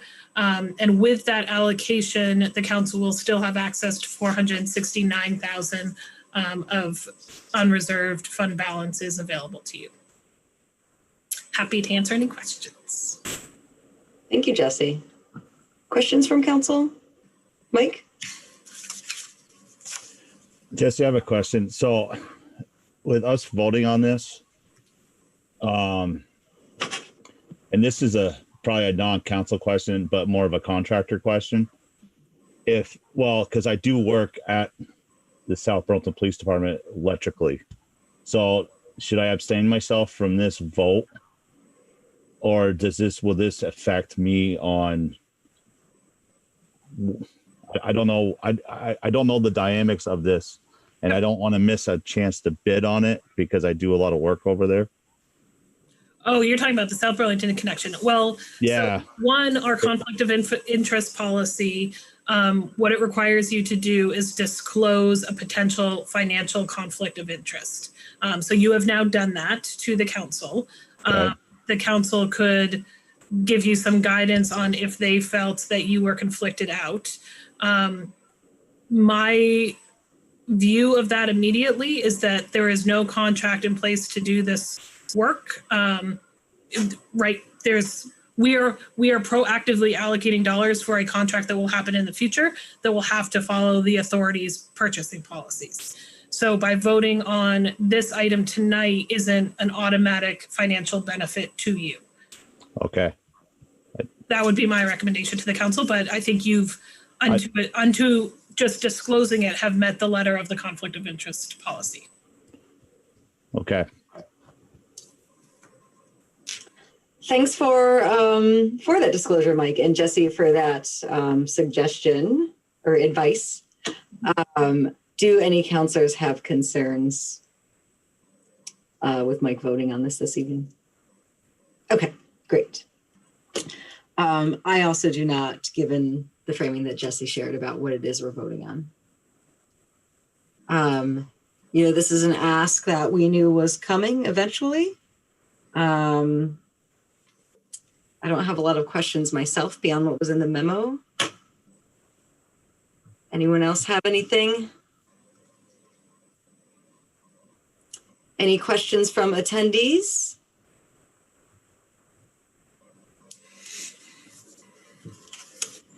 All right, would anyone like to move to approve this fund balance request?